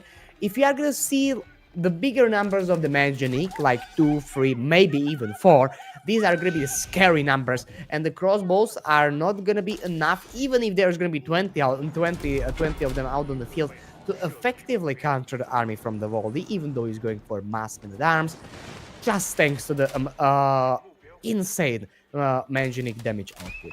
On another hand, Corvinus will need to answer with some of those horsemen, but until the Manganic numbers will be there and until the critical mass for the Voldy will be reached, Corvinus still has better army. Definitely, and the longer Corvinus can delay Valdemar's push, the better it is going to look for him. He is getting those blacksmith upgrades right now, which he desperately needs to be able to defend this, seeing as Valdemar already has +2 range damage and +1 range defense. Corvinus needs those farms. Luckily, they are a lot cheaper for him because the deer is his last food he has safely in his base. So as long as he can just delay this attack from Valdemar, it will look better and better for him as time goes on. Corvinus love to be in the position that he is at the moment. Voldy is not really putting a lot of pressure at him. He just started with the Mangonix. Already 2 out on the field is gonna be a little bit scary. But the horsemen are gonna be coming from the back, and if we are not gonna be looking, this is not gonna be looking good for all of our Mangonix. These horsemen have giant bonus damages against all of them. But Corvinus didn't realize at the time and still was right click at the Dervish. On another hand, walls are gonna be slowly but surely dying. At the same time, village being in front of the base will mean that we are gonna be needing to replace it somewhere else. This is gonna die relatively soon, and we are gonna be definitely helped. The Mangonix are just so good at taking down buildings and big groups of armies. So the question is, are the crossbowmen really the best unit to make from Corvinus' side? The Mangonix really counter them hard, and it's going to be very difficult for Corvinus to push, especially through a narrow choke point where the Mangonix just shine. And just look at all of the military buildings. Everything is in front. Like, everything's gonna die. It will need to be replaced. And farm transition needs to be done at the same time. Sure, we have one berry patch in our base, but that's about it at the moment. This is not looking particularly well for Corvinus. This is what I was talking about earlier. Everything, every single building is together. They are gonna be slowly but surely dying.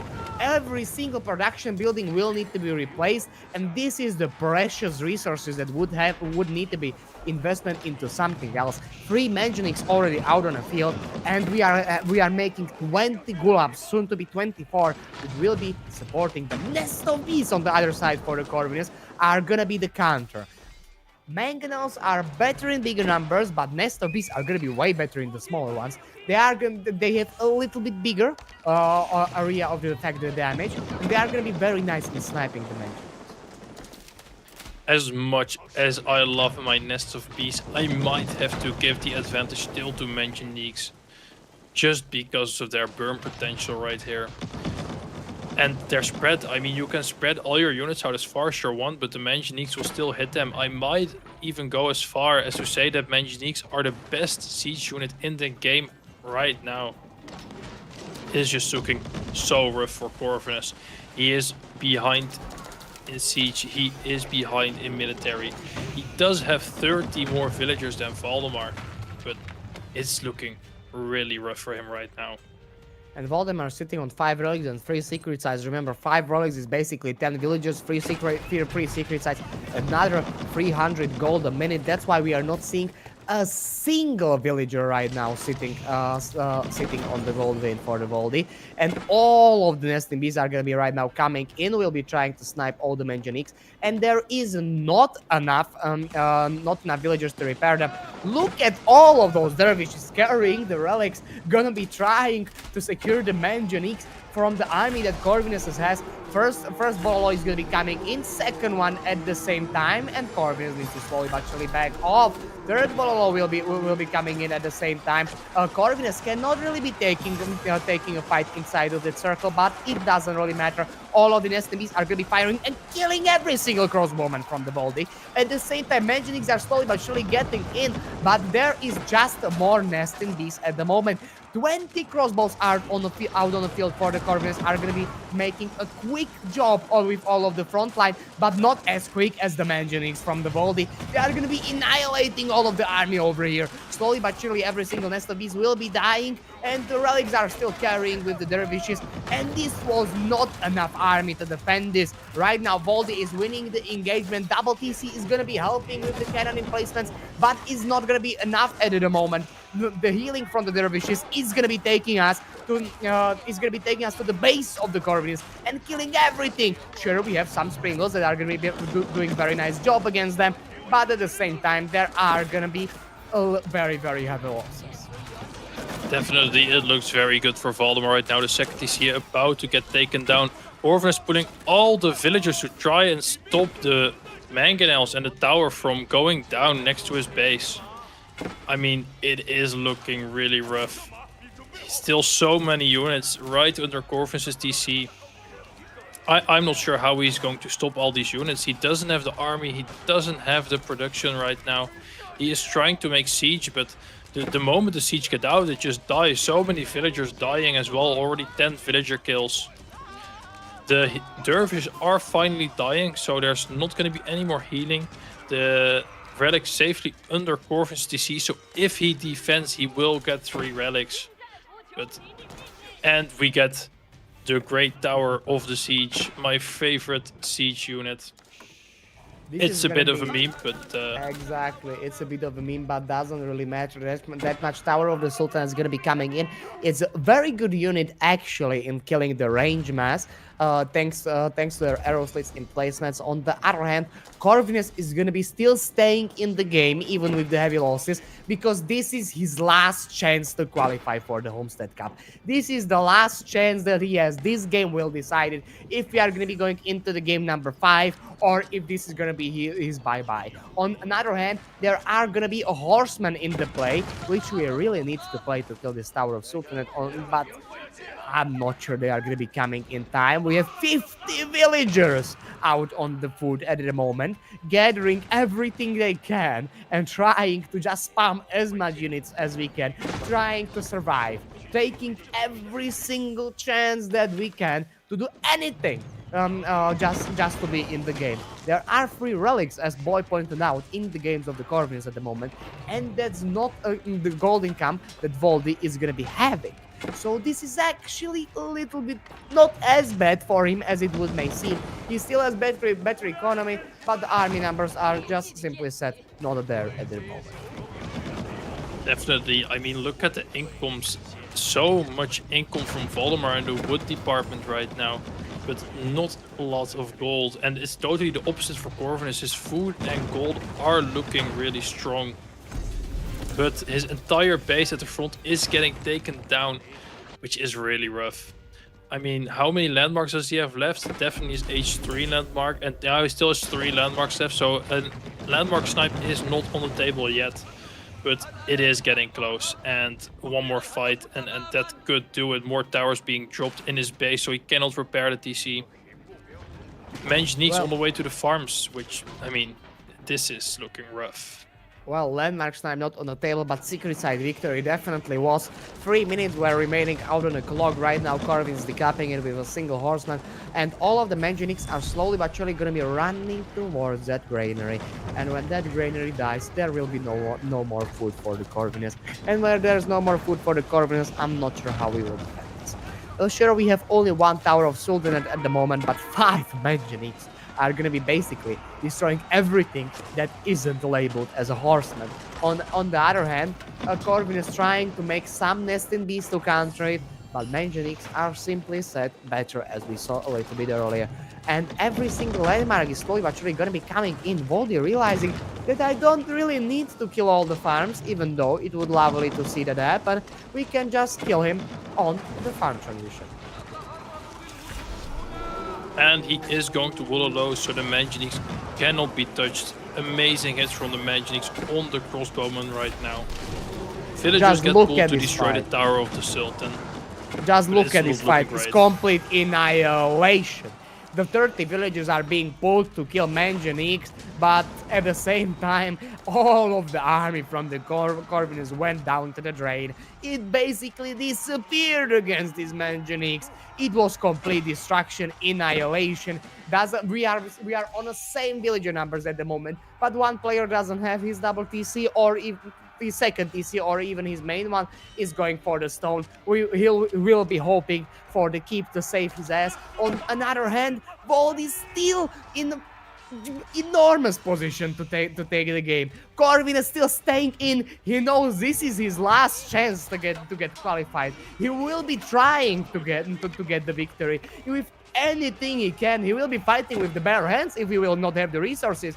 On another hand, Voldy just chilling with all of the units and will be going for the landmark snipe. GG is gonna be called. Voldy is winning the series 3-1.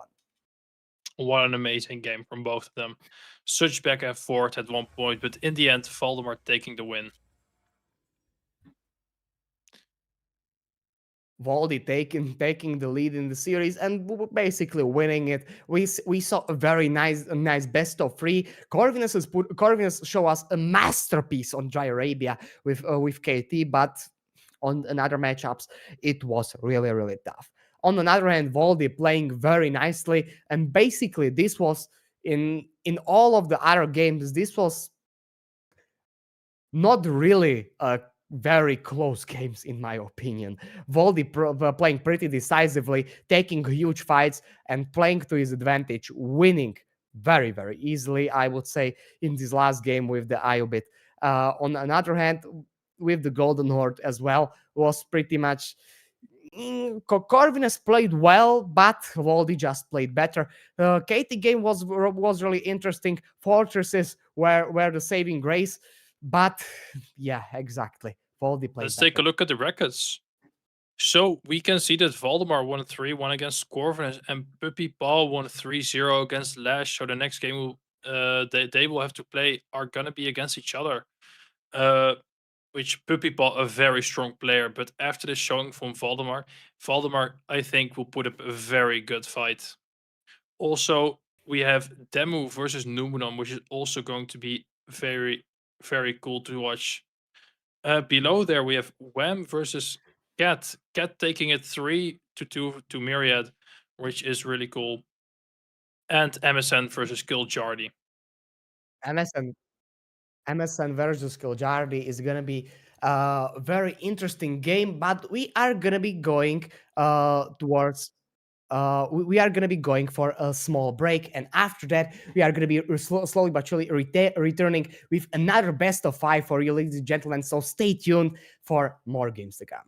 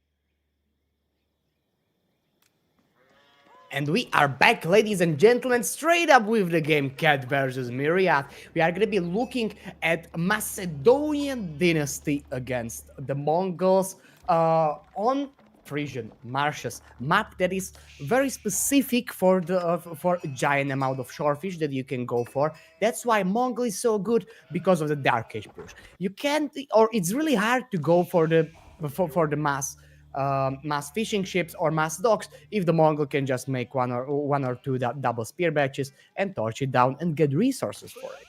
On another hand, Myriad playing as Macedonian dynasty with a very nice upgrades and 2 golds right next to his base with a relatively back stone is going to be liking his spawn a little bit more than he would if those gold would be reversed with the berry patches. On another hand, Mongols civilization that was very, very good on the map back in the day when we had markets in the corner. Right now, markets are more in the middle of the map, so Mongol trade is not really a great option. But boy, what do you think? What are we gonna see? Are we gonna see some fishing ships from the Mongols as well, or is this just gonna be a Dark Age push? I think we are going to see some fishing ships from the Mongol right here. It would surprise me if we don't. Maybe not in the Dark Age, but definitely in the Feudal Age. Dark Age might be a bit scary to make the fishing ships, because if Myriad goes for that feudal pressure and you are that late with the age up, it can get really difficult for you to get to feudal yourself. Hippodrome being the age up for the Myriad at the moment, and the Cat is going for the Tavraj on both of the goals. This is gonna be very, very problematic at the moment. Myriad without the gold access, only with a stone one. I'm not sure if you really want the mine mass stone with the Macedonians, but what else can you do if you wanted that silver earlier on? And at the same time, we deleted the mining cap, so we are not going to be giving any bounty for the Mongols at the moment.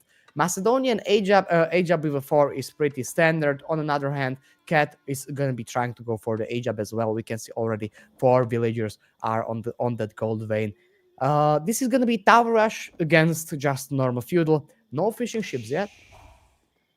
Yeah, it's very unlike this map not to have fishing ships. I definitely would have expected at least one of the 2 players to make fishing. But it seems Cat is also just going feudal straight here from now on. So the question is going to be, is he going to make units right after he hits feudal, or is he going to make some fishing ships and then start making some units? Why are we making stronghold here? I do not understand it. Can't these just get torched down? I understand that we are gonna eventually get arrow slits on it, and it's gonna be nice. But at the same time, I think this is just waste of resources. We don't have any units that can right now kill the spears. I'm not sure if the archer will come out in time, and we will just need to stick here and repair it. Like, why not make it a little bit closer to the hippodrome and chill? This doesn't make any sense to me. It is definitely very strange. It's not just wasting resources, because every time he torches it down, you're gonna need to repair it further. But also, if he manages to torch it down, it's just giving over resources to the Mongols. He does get the archer out, but already spent so much wood on repairing it. I don't think it's worth it. Maybe you want 2 anyway, eventually, multiple production buildings. So why not build one further back towards SDC and later build one on the gold? So much wood and so much idle time at the same time. Like, this was one villager just standing over there and repairing it for 15 or 20 seconds. On the other hand, first horsemen are gonna be entering the field and gonna be raiding the Mongols. And we can do some damage, but at the same time, we already have a tower on the gold vein. Not looking good for the Myriad in terms of the potential of the early damage. There are no dogs to torch down. We have better scout. Our scout is gonna be dealing bonus damage with the torches and dealing bonus and putting bonus damage on all of our units. On another hand, Mongols just chilling in the base and not caring at the moment. Yeah, definitely. And both players still not going for any dogs. Cat going for Kashyyyks as well to add into the mix. So he's gonna have a Spearman with Kashyyyks. Myriad going for the Tricomp, so he's going to be able to be prepared for anything. And it looks like they are both just heavily investing into Feudal. Yes, we are going to be seeing definitely a feudal fight. And just look at those archers from the Macedonians. Why are they so good into the literally any composition? It's because they can deal away with the men at arms or with the knights relatively, or not as bad as the normal archers would, thanks to the ability of -2 armor. Those archers are going to be essential in killing the Keshiks. On the other hand, amazing spears that are basically just buffing HP of other spears are gonna be supporting them with some horsemen as well. I would love to see the Ridari from the Hippodrome coming as quickly as possible, but we would need to wait a bit for it to spawn. For the bonus movement speed for all of these units. Right now, the cat has a very big advantage in terms of the movement speed and in terms of the raiding potential. On another hand, Macedonians with the Ridari from the Hippodrome, with the hero unit, are gonna be able to start raiding as well. The 15% bonus movement speed is huge for the infantry. Definitely, and the only unfortunate part is right now Myriad cannot get any upgrades for its units.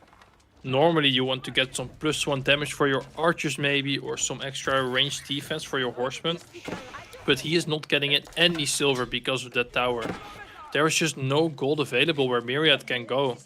I mean, I don't think Cat could have wished for a better spawn than he got right now. Like Myriad not getting any silver is just gonna mean that even though he would love to mine all of the gold and get his eco upgrades up and running while getting the military upgrades basically for free, is gonna mean no silver, no gold, no silver, no military upgrades. We are gonna be killing and torching down the tower at the moment. We need to look for the horsemen so they are not gonna take any damage from those spears, and one horseman is getting a little bit heavily damaged. Not as big of a deal as it could have been. On the other hand, the tower went down. We can finally go on that gold vein and start generating at least some silver. Definitely. I mean, it is not great that those spearmen now got heavily damaged. They are getting away, but the military count for Myriad is looking really strong compared to Cat. They are both going full in feudal, but there's a 5 army difference already. Cat does have Keshiks, which are a bit more expensive, but they are not real knights. They are somewhere in between a horseman and a knight, and the question is it gonna be enough to defeat Myriad's army? Like Myriad's army is definitely gonna be a little bit better at the moment, and the longer we go into the feudal age, at the same time, thanks to the silver upgrades, is just gonna be getting better and better. On the other hand, Cat has the big advantage with the double production, but that was more of the early bonus than late feudal age bonus. We are gonna be seeing some fishing ships slowly but surely entering the field from Mr. Cat and from Mr. Myriad at the same time. Those Keshis are gonna be trying to find some villagers to kill or to some dogs to torch down.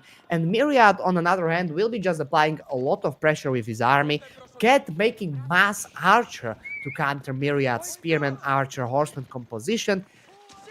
But I'm not sure if that's gonna be what he really wants to go for against the horseman that will have +2. Yes, and indeed, and Cat is barely able to keep his fishing ship alive on 1 HP. Myriad now also getting his first fishing ship out. That might be a cleanup on the archers, but there is some Keshiks right now that can help defend, and the movement speed arrow from the Khan. So Myriad is going to have to pull back from his base, and Cat is defending this really nicely. Finally, we get the Ridari champion out on the field, and that's gonna mean all of these spearmen will have plus 15% movement speed, all of the archers at the same time. That's exactly what Myriad was waiting for to start taking fights with them. When the opponent has giant or big enough movement speed advantage, it doesn't feel really good to get out of your base. You may ask why, and it's really simple. If you will try to go ahead and raid him, there is a big chance he can just ignore your army, come to your base, raid you, then come back and defend. Or on the other hand, he can just kill all of your reinforcements that are going to be slowly but surely coming in. The cat is not opting for mass Keshiks. We are going for mass archers, and Keshiks are just going to be our front line. +1 already being researched for the cat. +1 damage and +1 armor will be researched as well. Myriad, on the other hand, still needs a lot of silver to get it. At the moment, Cat's army is gonna be better thanks to the upgrades. Longer the game goes, it's gonna be more equal, and this is where that early tower paid off. At the moment, there are gonna be no upgrades for Myriad, and there are some upgrades for Cat. Cat can try to take fights and try to win them. On another hand, two villagers are gonna be going down the just builder and the dock. The villager advantage is just gonna be a little bit bigger and bigger. Already 5 villager difference between Cat and Myriad. Yeah, that two villagers was indeed not very pretty. He did manage to get a dock up, so that is important. So he can start at least making him fishing. He is going to have to defend it though, because otherwise horsemen might torch it down. Currently, the army count is very equal. I don't think any of them currently has a decisive lead over the other. But Myriad's horsemen have been deadly so far. Myriad also can get his first upgrade with the silver if he wanted to. So I'm very curious to see what he will go for in that regard. He is deciding to go for some horseman armor, which can be very important in this scenario. It will be very important, exactly as Boy said, because we went for 20 archers for Cat. This horseman armor will be essential just for horsemen to survive. On the other hand, Myriad not really going heavily into the archer play and going for the mass spears. These spears are amazing because they are just buffing each other up with the HP. On the other hand, mass Keshik play will be enough to kill the horseman, and what will the spearmen do when that's gonna happen? Cat has the better composition for kiting. Myriad will need to commit in a fight. We cannot see Myriad just being decisive or like, can I go or will I stay back? Can I go? No, nothing like that. There's gonna be one big commitment for him, and it's either gonna work out or it's not gonna work out. And 15% movement, that bonus movement speed from the Ridari is gonna be the deciding factor in my opinion for these spears. Is the dog gonna get up? And it did get up again. Cat losing another villager, but somehow he keeps managing to get these dogs up barely. I mean, same with the last dog. It is really close every time. But he does have 6 fishing ships, Myriad 7 fishing ships, so Myriad a bit ahead in that regard. Cat is trying to raid against the fishing ships, but Myriad's army is there, so Cat is probably gonna be forced to get back. Myriad, you probably want to garrison those fishing ships, otherwise they will get destroyed like they just did. This fight is maybe going to the weight of the Myriad because he's committing, and the faster spears are gonna be the deciding factor. They can catch all of those archers. At the same time, they have the bonus movement speed from the charge. On the other hand, all of the horsemen are charging in, slowly gonna be killing every single archer. These Keshiks are not acting as a front line. We are not really kiting at the moment. We need to be kiting. We need to get down those spearman numbers before the Keshik can start to go for the big engagement. But it's only few Keshiks out on the field over here, and meantime the horseman numbers are not really dying. We have one cast legendary that's gonna be nearly immortal against all of the Keshiks, doing 29 damage a shot, plus another 2 from the bonus damage of another Hippodrome horseman. This is not looking good, but at the same time, fight is taking place right now, and everything's dying. This is equal engagement. Sure, Myriad's army will slowly but surely start respawning, and the Hippodrome Ridari is not actually the unit that will be dying anytime soon. We would really love to see some spearmen against it, and that's the reason why even in such a small military numbers, the Myriad is still being able to slowly but surely keep pushing. Definitely, it looked like for a second that Myriad was about to age up, but then he decided after taking that fight to reinvest into military. He's making more horsemen, spearmen again. He was only 300 food away from aging up, but yeah, I mean, he still can. He has 26 villagers on food, so he can be there very quickly if he wants to. And the gold is also almost there, which I think would be quite interesting to go from here. Get that tech up, get that age advantage, and see what you can do from there. But maybe he won't. Maybe he'll just keep investing into units and build up his military advantage he has over Cat right now. Well, truly, we definitely have the economy to go for the castle age, and I don't think that investing in the feudal age would be tremendously good. If you just can go for mass Radari play, right? The units to that's gonna basically kill nearly everything. You already should have some armor. Yeah, we already can see the +1 armor on those horses. So the Radari are gonna be starting with some upgrades. On another hand, we are going for the horticulture and for the forestry. We were overflowing a little bit of that gold. Golden Horn Tower will be placed in front of our base, right next to the gold vein, and Cat is just trying to Cat is trying to age up at the same time or go for the units. Not exactly. I'm not exactly certain from his macro, but there is a lot of gold that is stacking up, and 11 fishing ships plus another 14 villagers on the foot would, in my opinion, indicate the age up to the castle age as well. No units being clicked up. We are most likely trying to go for the castle. Golden Horn Tower being placed down just to secure the gold veins is something that's going to be very, very well needed against these Keshi grades. Definitely. I mean, especially those Radari. I mean, he has Mesh, Keshik, Archer, and both units are not widely known to be very good against Knights. So those Radari are really going to. I mean, he's really going to struggle against Mesh Radari right now. The Archers are not going to be able to do much, and even the Keshiks are going to do very little against it. I think Myriad is in a very good position here. Myriad loves this position, exactly like Boy said. There is nothing that will extremely surprise him at the moment. Sure, Cat is just trying to pick some some spearmen over here, and kill a few units here and there. But the Myriad can just back off under the Golden Horn Tower, and there is nothing Cat can do at the moment. Color Tie is gonna be the play for the Cat, so he will have better army, in my opinion, in the early castle age. He is uh, he is giving away the huge gold advantage he would have otherwise, and the potential to go for the fast imp, in my opinion. But that those shorefish are gonna be eventually running out. When that shorefish will run out, who will have the more secure base? In my opinion, definitely Myriad. He can make walls. He has the Golden Horn Tower. He has the manganol emplacements on the towers. On another hand, Cat really strong early on, but later we are going to be seeing Mongols. They are going to be falling off a bit. Definitely. I mean, Myriad is up 10 eco on Cat at this point. He is making those Radari. Cat still has to get his upgrades. The Kurultai is going to be very big in helping defend, but he still has not made the correct military units to defend against those knights. And mainly we are taking the fight under the TC without having any upgrade for Cat. This is the best timing that Myriad could have hoped for.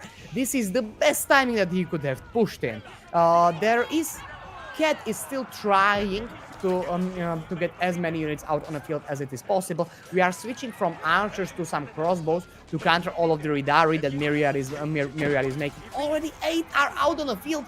Soon to be another 7. That's huge. On the other hand, Color Tie over here is gonna be the saving grace for us because these archers are actually gonna be doing at least some damage against the horsemen and some damage against all of the Radari. We are garrisoning the town center, and this fight is gonna be going into the Cat's hands. But what about the next one? There is a lot of units just running over here from the Myriad's base. 11 Radari already out on the field. When they come, what do we have to counter them? It was looking really good for Myriad, but I think the army count on the top was very deceiving because most units that he had were still walking across to Cat's side, so Cat took a really good fight there. Yeah, Myriad's floating a lot of resources, so I'm curious as to maybe he'll invest in some archers, because that's what it looks like. Or he might make some more farms, but definitely he should do something. He's also going for some relics and some Radari, so maybe it's just he'll just keep going for Radari, and that might work for him.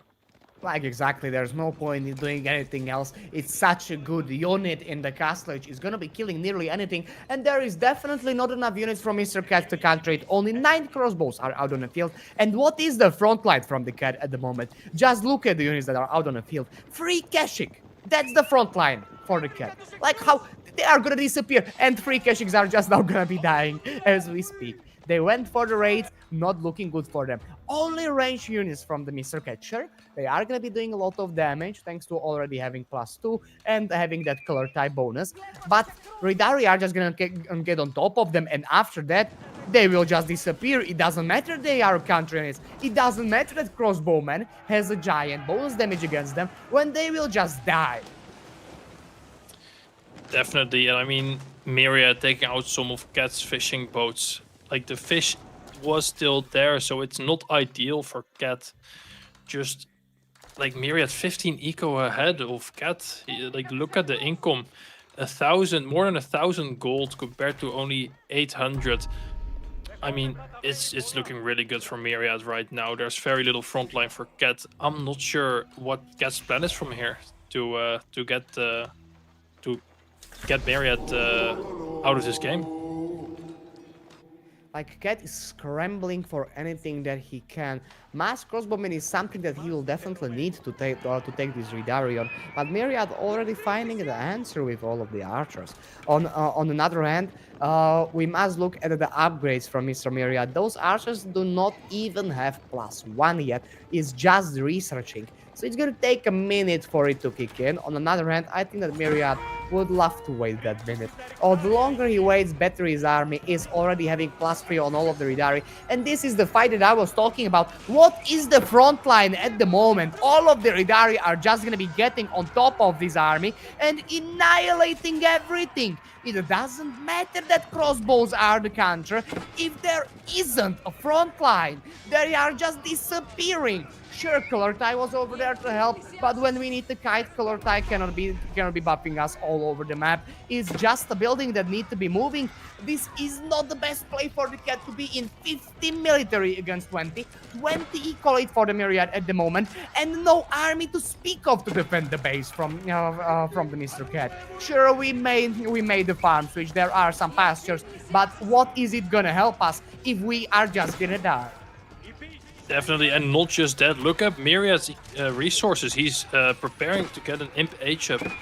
And meanwhile, I mean, Myriad has pushed all the way into Cat's economy. His villagers are no longer safe. This is looking really bad for him. This game basically looks over. I mean, what is he going to do to get back here? I don't see it anymore. Like, this is 48 against 4 army. There isn't a lot of plays that he can go for, and Imperial Age from the Mr. Myriad is basically get out of my game Imp at this moment. Most of the eco from the Cat is just running around or his garrison inside of TC. Few of the units is dried up, only 3 crossbows and 1 Kashik, not looking well for him. And GG is gonna be called, and ladies and gentlemen, Myriad is gonna be taking the lead in the series 1-0. Definitely, that was a very exciting game. Very good execution by Myriad. I mean, just wonderfully played. The tower rush, it was looking really bad at the beginning, but he retook it really well. And for our next game, we're going to have a China versus French. Myriad on the Chinese and Cat on the French. That's going to be very, very exciting. We are gonna be going on coastal cliffs, and we will see 2 civilizations that are that really love pro scouting. So this is gonna be maybe pro scouting map with as we saw earlier today. Most of the deer packs are spawning a little bit forward, and for that reasons, pro scout are the tech to go for. On another hand, China having the advantage of the Barbican, being able to secure the deer packs even without the pro scouts if it wants. But going for pro scouts with the China is a no-brainer for these pro players. And we are slowly but surely gonna be going into the game, ladies and gentlemen. China against French on coastal cliffs. Hell yeah. Let's get right into it. I think this is a very equal matchup. I'm not sure if there's really a civ advantage here. I think both have a very good chance to win. I know Myriad's Chinese is very good, and I think French is also one of Cat's better civs, so it's going to be really exciting. Like, French is just gonna be, again, like we saw earlier, hoping for the raids, hoping to kill everything he can as soon as he can. French doesn't really have go for in terms of the castle age. Sure, we have ARP's amazing crossbows, but again, you would be edging up with basically you don't have landmarks for it. If you would have landmarks like Golden Horn Tower, or if you would have any equal landmarks that are going to be giving you advantage now, maybe you could have hoped to go for it. But the French landmarks for the Castle Age are basically university, and the other one is literally a bank that's going to be cashing out in the 10 minutes from the time it's built. For that reason, French will be just going for the mass feudal play, and Myriad is gonna be maybe surviving, maybe going for the feudal, maybe going for fast castle. China, one of the most versatile tips in the game. Definitely, and looking at these spawns of the two different players, Cat's food sources are very far away from his TC, and meanwhile, Myriad has a very nice deer spawn behind his base and a very easy to wall of gold at the front, right in between two tree lines. I mean, I'd say the spawn for Myriad is almost as perfect as it can get to Boy, be what do you think defensive against about the French. Boy, what do you think about getting fast Song Dynasty over here, just so we can keep up with the villager production from the French? It can be tempting, but I feel like 600 resources invested into an opponent who is going mass feudal, it can be very difficult to get those 600 resources back after your investment. So it might just be better to just skip the song, just go for 1 TC. You have those Imperial officials boosting your eco by 20%. You don't need to sacrifice your villager for it like Sushi. So that already gives you a huge advantage at the start compared to a French player. So I'm not sure if he's worth it, and I don't think Myriad is going to go for it this game. At least Are we not gonna fast. Do you think that we are going to see like double stable opening just to deny the pro scouts? Because Myriad is already macroing for the pro scouts exactly. It's already in the queue, probably supervised with the IO, so that's going to be really fast. And there are no knights in the queue yet for Mr. Cat. I'm not exactly sure why. Oh, I know why we are Yeah, going for the pro scouts at the same time. Or he are we? is going for the pro scouts. The thing I am curious about is why did he decide to go all there this early if he's going to pro scout them after? Um, which I mean, he can get one extra deer pack, but it's very far out, so he's going to lose quite a lot of value from it. And the other deer pack that's close to his base has already been gathered quite a lot. So for Cat, the pro scout is not going to be of the same importance as for Myriad here. It's not going to be as good. I'm not sure if Cat really knew what he wanted to do early on, because that first night was a little bit delayed, so maybe a macro adjustment needed. But other than that, not Myriad. Cat's first night was slightly delayed. Myriad going for a pro scouts over here with mass horseman and the spear is something that we see every single game when there is either China or KT, as we saw earlier with Corvinus playing against the French players. Just a good enough composition to counter them. Definitely, and you can see Cat's already getting really aggressive, making knights, making archers, but Myriad also trying to deny maybe some of the pro scouting of Cat. I'm not sure. We will see both them going out on the map. It's going to be very exciting and a lot of fighting in Feudal, I imagine. Both players are going to be opting for mass feudal army at the moment. Myriad going for the spearman horseman composition with some scouts just to take the deer pack. And Cat is trying to deny it with everything he can, going for the archer knight composition. On the other hand, one player just will have more resources thanks to the Imperial officials, and like we said earlier, thanks to the pro scouting with China is just too good. Cat will have a big advantage with the knights. China can't really go for them in the feudal age, but can we really kill China in a feudal? I mean, I think it can happen, but it's definitely very rough, right? The supervision on the barracks, on stables, it makes it so that China can get out their units so fast. The extra gold they get makes it so they can get their blacksmith tax just a little bit earlier than French. It's Yeah, it's just looking very strong. The thing Cat has going for him though, he already has wheelbarrow and all the other eco techs. So his eco is just gonna be that slightly bit superior to Myriad's eco. Surely, even with 20% bonus speed from the IOs. I mean, yes, you have that, but Cat also has some faster villager production. But even with that, I mean, maybe he has some idle time, but the currently Cat is behind in villagers. But I'm not sure. Maybe the IOs also count as villagers on the overlay, but I Yes, am not sure about yes, they that. do. IOs That also count. So there is definitely an eco advantage in terms of the villagers for the cat at the moment. Myriad, on another hand, having those IOs and having them supervise barracks, stables, having them supervise the food and wood production is gonna mean that we have double the military difference at the moment, and we are just pushing across the map and trying to kill French. We are gonna be trying to head to the bar, and this is where the fight is gonna be slowly but surely taking the place. We don't have enough horsemen at the moment over here to kill all of the archers. I don't really think so. So Cat is gonna be fine for the time being. On another hand, Myriad, long the game goes better, he will be on it because all of his resources are safe under the DC. On another hand, Cat is having a little bit of the trouble. Fight is going to be happening. Myriad is going to be maybe picking up one villager is maybe slowly but surely going to be no, it's not going to be dying, and everything is somehow surviving.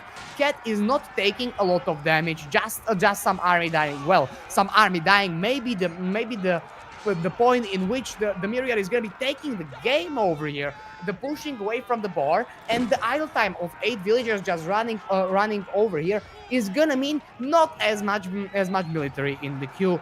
Myriad loves this, and behind all of this, there is the castle age, ladies and gentlemen. Imperial Palace being placed down in front of the Myriad's base, and right now we are gonna be switching to probably Mass Knight. The question is, how can even Cat hope to defend it? I mean, it is crazy, right? Myriad pushing into Cat struggling to defend, and going Castle behind it. I mean, I think that shows the craziness of the economy that is the Chinese. And with this crazy timing he has right now to be able to produce so many knights using the supervision, it's going to be really, really difficult for Cat to hold this. Like Cat will need to go for mass knights just to counter knights from the China. He knows that he needs to make units, otherwise he will most likely die. On the other hand, Myriad loving his position at the moment, being able to slowly but surely go for the relics, go for the knights, and start pushing. We are just chilling home until we get a big enough mass of them, but after that's gonna be done, the push will be coming through, and those are gonna be Castle Age Knights against the Feudal ones, and those Castle Age Archers. I'm not sure if they will be doing nearly anything. Yeah, I mean, the question is, Myriad, after he gets some knights, he should be able to get the map control and also get these juicy relics out of the map, which China loves to get. It just makes it so they can get extra knights, which, I mean, at this point, I don't see any reason for Myriad to make anything but knights. Cat is really happy about his position. On the other hand, Myriad, or not, he's really unhappy about his position, in my opinion. Myriad being able to just mass these Castle Age Knights and kill everything in sight. Just look at this. This is 4 knights against 2 out over here in the battlefield. Not looking good for the Cat at the moment. Every single archer is slowly but surely gonna be dying, and Myriad playing exactly how he wanted. Going for that Mass Knight. Cat right now is basically forced to either go to the spears or just hope that his French Knights are gonna be enough. I mean, Cat not close to an S Castle Age. 2 knights down on Myriad. All his archers about to get cleaned up. This is not looking great. I think if Myriad just runs to Cat's base right now, there's very little Cat can do here to defend. The Chinese knights are just way too strong at this point. Exactly. This is just the attack move, and it's gonna be enough. Like, look at it. Myriad is literally just attack moving to the cat's base, and the better knights are gonna be killing the worst ones. 6 knights on the field against 3 knights on the field. Myriad with a superior economy thanks to all of the deer. They are gonna be surely running out, but I think we still have a lot of them under the mill. On another hand, Cat is still forced to just spend mass and mass,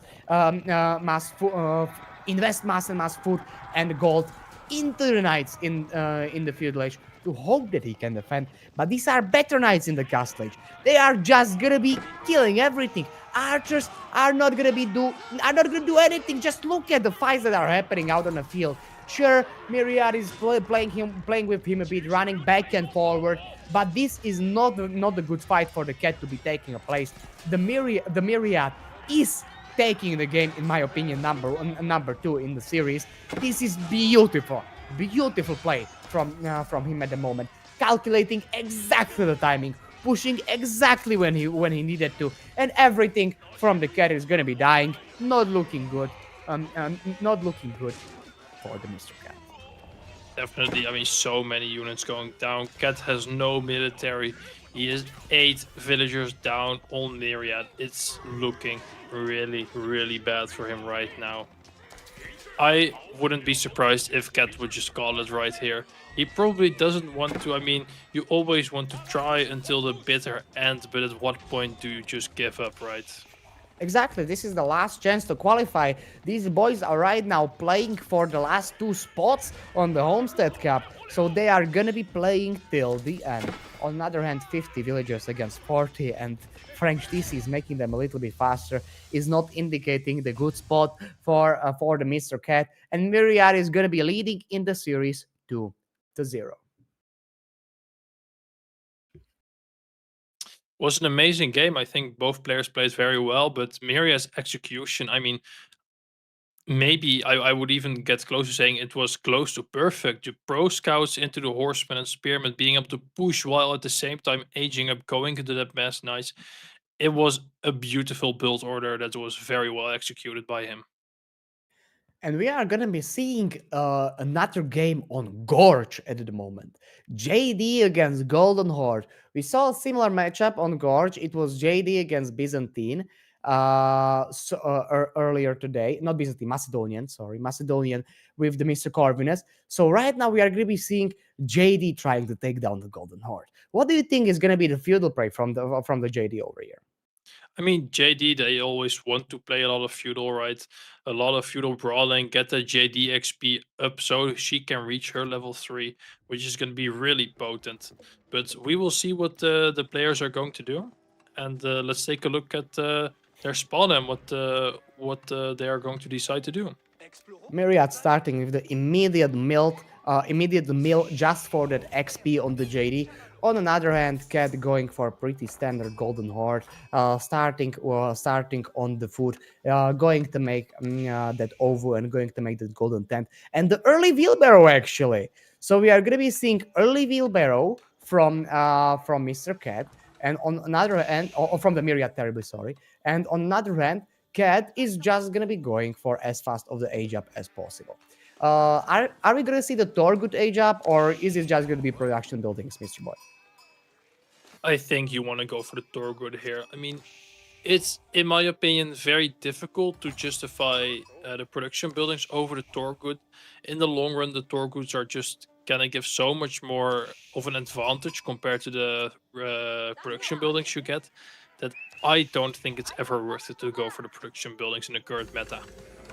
Even if the enemy will be having that fast cavalry, so don't you want to get that fast spears out, or are Torguds just that much better? I mean, Torgoods are really, really strong. They get cheaper. They get more health. They are basically like I would say maybe on the power level of a Keshik. Which it may, they are not a full knight like Jeanne d'Arc has, but you get a few of them every time you queue them up, and they can definitely be poding and raiding them if Myriad decides to go out on the map. Cat is going for that early Batukan, probably the Torguds right after Myriad. On another hand, first knight is already out on the field. Will be going to try to raid. In the meantime, Cat just securing his gold vein with a tower. And Myriad is going a little bit riskier. We are not seeing any tower on gold or any tower on the deer that we went. So these Torgood raids, if they are going to be starting to come through, they can do a lot of damage. But at the moment, the map control is going to be into the Myriad hands, thanks to the JD and thanks to the mainly Night play. Definitely. I mean, Myriad has to go out on the map here. It's super strong as a French or a Jeanne d'Arc player to get out of the map, get that quick foot from the deer, get a lot of knights. He's putting 2 villagers forward, but it does get scouted by the Batu Khan. So the question is, how is Cat gonna react to this? Is he gonna be able to stop the tower? Because if the gold gets denied from Cat, that can be really, really bad for him. Surely it can be very, very bad. On another hand, Torgood are slowly but surely going to be entering the field. First batch of the spearmen at the same time will be coming in, and I'm not exactly sure how we can kill this. Two villagers making a tower at the moment. 2 Torgoods already out on the field against 3 knights, and the JD is not looking like a fair fight. On another hand, those are the spears that came out just now out of the barracks, and tower is gonna be going up or not. There are there is a better army from the Myriad, but those are spears right there. First villager gonna be coming down, and the second one is nowhere to be seen as well. Not looking good for the Myriad right now. Tower will be coming down slowly but surely. We are sending yet another veil, but do we have enough army to defend it?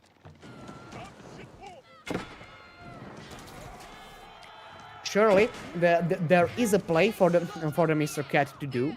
I am not exactly certain if it's gonna be enough just to spam spears against the JD. But remember, the AoE damage is very, very nice to have. On the other hand, healing capabilities of the JD are also tremendous. All of these knights, especially the ones heavily damaged, are gonna be getting healed, and yet another spearman is gonna be coming down. First Torgood is coming down as well. The tower will be slowly but surely coming up. JD heavily damaged. The tower is still heavily firing, but it's slowly but surely gonna be coming up. Village is still alive. Somehow, behind all of this, JD will most likely gonna be dying. No, 6 HP, and she still is alive. And tower will be slowly but surely gonna be going up.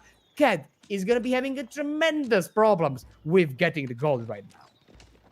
Definitely. I mean, the question is, was the tower worth it for Myriad? I mean, he lost 2 villagers. He had to repair for wood. JD almost down. I don't think it was that good of a play for Myriad. I mean, he isn't really denying that much. Cat still has some gold, but he can just produce into spearmen, archers, get some Torgoods. Exactly. So I don't think it's looking that bad for Cat. And mainly those 2 villages went down.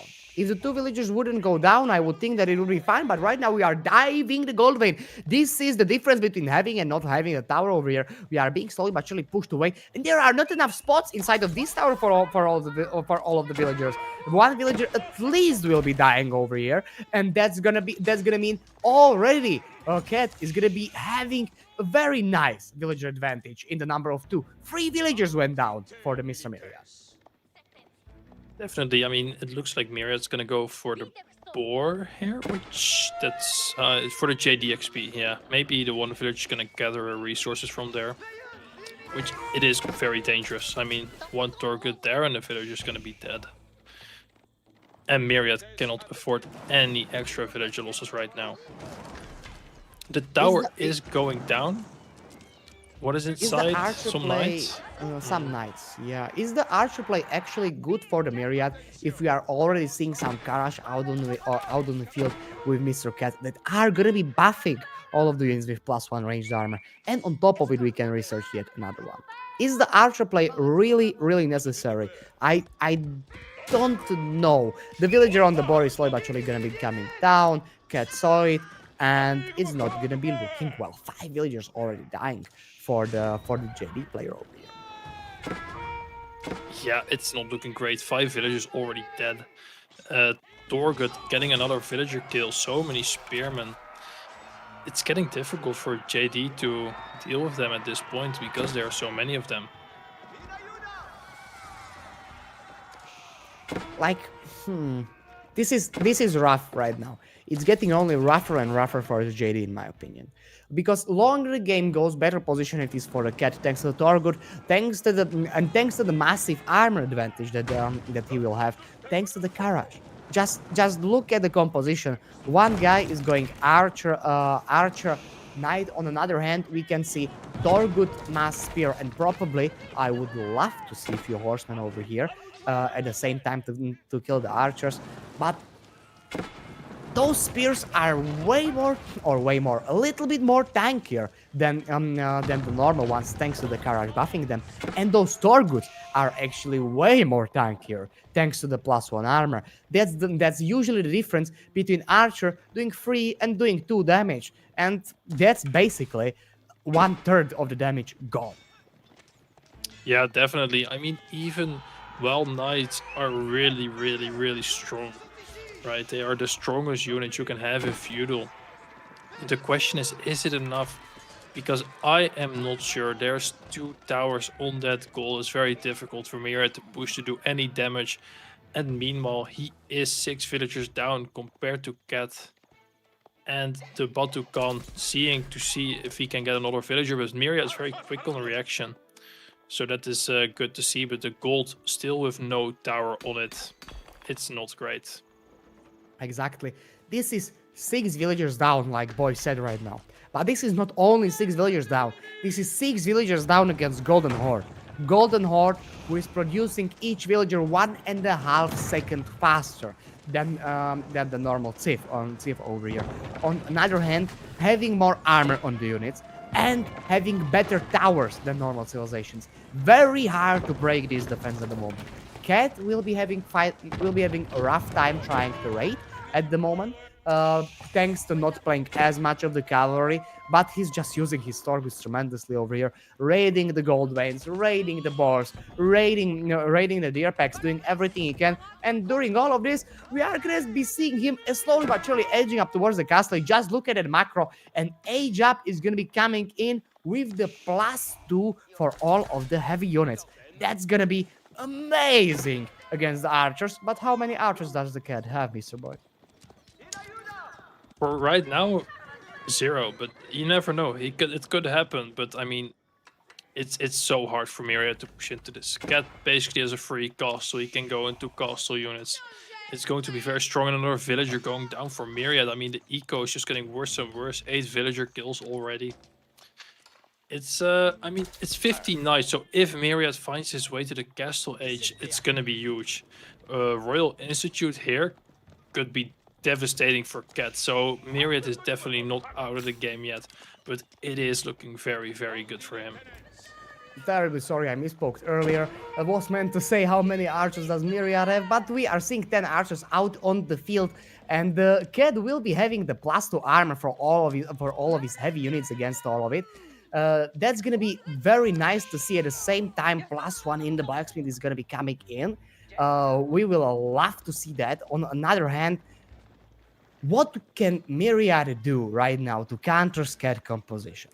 Like, it's gonna be extremely hard to dive the towers, already with the arrow slit emplacements. It's gonna be extremely hard to do anything to kill the castle spears at the moment. Sure, we have some archers, but what are they gonna do? What are the archers gonna do against the spears with +3, potentially +4 armor? It is very difficult. I mean, Myriad is in a tough spot, but it looks like he also wants to go to castle. And I think if he can get a good castle timing, Myriad is not out of this game yet. It's going to be difficult, but the game is definitely not played yet. But yeah, I'm not sure if the archers is the best play from here. But he's also not investing into any other archers, which is smart from him. Definitely crossbows, in my opinion, would be, or the ARPs would be the play for the Myriad at the moment. Like, Cat doesn't really have a good answer for them. Spearmen are gonna do literally no damage to the ARPs from the JD, thanks to the massive melee armor that they can get. On the other hand, it is a switch that we need to do. So we are going to be hoping that Cat is not going to be diving us in the meantime or doing any shenanigans. Myriad is still hoping, hoping for the best, hoping to secure his map control. Cat getting more and more of it slowly as time goes on against those knights. Slowly but surely, we will see play for the relics up, play for the relics from Mr. Cat. And if he will be able to secure 3 or 4 of them, I'm not exactly sure what Myriad can hope to play for. JD level 3 is gonna be there, but we are in the castle. Yeah, I'm not so sure about this gold haul for Myriad though. He is down almost 10 villagers. It feels to me like he needs something to happen right here, right now, which the gold haul is definitely not a landmark for it. It would definitely be the Royal Institute. But you never know. If he can survive, it's definitely going to pay off in the future. But we will see. We went for +2, +2 armor for heavy units for Mr. Cat, but we are not making any heavy units. I do not really understand why. To be certain, like mass crossbow is definitely a no-brainer against all of the knights, but I would love to see just mix in a few men at arms. What can you lose? What can you lose on it? Nothing. They are gonna be amazing in tanking all of those archers. Basically, right now with +3 armor, he potentially will be having +4. Like archers are not gonna be doing any damage to them. We just mix a few of them over here. Otherwise, we are not using our rage up, really. Yeah, definitely. I mean, Cat building, and again the OVO has been destroyed like what 3 or 4 times now. That has Myriad has been doing that very well. Also, the other OV destroyed I think 2 times. But yeah, Cat has a massive army advantage, so it is looking very good for him. But it is difficult to push out, because if you push out too far, Myriad can just dive your base with the mobility that the knights provide. Cat also going for some of the relics. He has 1 prelate already out, 2 prelates in queue. Myriad a bit out of position, so going back. Can we expect some kind of the faster Imperial Age with the guild hall on foot over here from the Mr. Myriad, or are we gonna be looking into staying in a castle, Mr. Boy? Well, seeing as he just pulled the guild hall, I think he suddenly got 1,000 food. I don't think it's gonna go straight into him. He's just going to use the guild hall to get a bit extra units out on the map to help him fight against this massive Golden Horde army. Myriad taking the fight right now. A lot of spearmen on the knights, so many knights going down. I'm not sure if this fight was worth it for Myriad. It does not look great. I mean, and at the same time, this is tremendous. Spearmen are raiding, spearmen are fighting. This is very good fight for the Cat, but it could have been better. Just imagine 2 batches of men-at-arms over here at the moment. Those archers would do nothing. They would need to target fire every single one of the spearmen. And that is just more and more micro for the Myriad to do. They would have so much ranged armor. And right now we can see the men-at-arms in the queue from Mr. Cat. On another hand, Myriad is just running back home. He cannot take a fight at the moment. There is still enough spears out on the field. 18 spears against 15 knights is very, very rough place to be in. At the same time, 17 crossbows are gonna be the unit that will be deciding to kill JD. They are gonna be unit to kill all of the knights. They are gonna be the unit to basically win us the fights. Spearmen are over here just for the front line. Crossbows are our main damage source. Definitely. I mean, almost all the knights got cleaned up. Myriad only 2 knights left and a handful of archers. So men-at-arms getting added right now. Already 3 relics in for Cat. He has 4 relics in total, so he's gonna easily get the 2 extra relics. Also get sacred site control. It's gonna be such a huge influx of gold for him. The archers against the men-at-arms, I mean, the archers are not gonna do any damage. I think this game is looking amazing for Cat. Cat is most likely going to be securing his first game of the series, and that's exactly what we wanted to see. We don't want to look at the best of 5s that are going to be ending immediately. We want to be going into the 5 games, and right now it looks like Cat is going to be helping us in doing all of that. Over here, we are just standing with the villagers, and most of them are gonna be dying to the battle can. Just look at the HP on them. One hit from the battle can is gonna be killing one villager over here. Not looking good for Mr. Myriad at the moment. Cat slowly but surely taking the advantage of that bonus armor on the heavy units with the mass man at arms, taking the advantage of playing against mass knights and going for mass crossbow. Very hard civilization to raid. Golden Horde is gonna be securing definitely the first map for the Mr. Cat over here. Sure, even if all of this will be cleaned up at the moment, the eco damage was ginormous. Not in the villagers, but in the idle type. Just look at the army that is just on the way from the Mr. Cat. At the same time, as our observer, Mrs. Whamenqt, is pointing out, all of the stockyards are out on the field, and the farm transition basically done. On the other hand, what Myriad has, it has no farm transition yet. Guild Hall with 900 food and just hoping to get gold for the unit. I mean, it is looking very, very rough. Myriad's army for now superior, but look at the food difference. 1600 food compared to 600 food. It is not looking pretty for him. I mean, I'm not sure how Myriad's going to sustain making this army. For now, he has the pressure on Cat, but for how long, that's the question. Exactly, not looking the best at the moment. 11 men-at-arms already out in the field, and the Myriad realizing it, already starting to play for the mass ARPs, but isn't it a little bit too late for that? There are 23 archers out on the field, but are they gonna be enough to kill all of the men-at-arms? They are not gonna be even tickling them. Men-at-arms with the 8 armor over here. On the other hand, Myriad hoping that knights are gonna be enough against MA, and hoping that crossbows can take down all of the knights that quickly, but not looking good at the moment. Even when he's right now pushing, even when he's not looking bad. But just imagine the same situation 7 minutes forward when there are no farms to speak of. Look at the food income of Myriad. We have 500 food a minute. Definitely. I mean, the reinforcement for cats are huge. There's just so many units coming.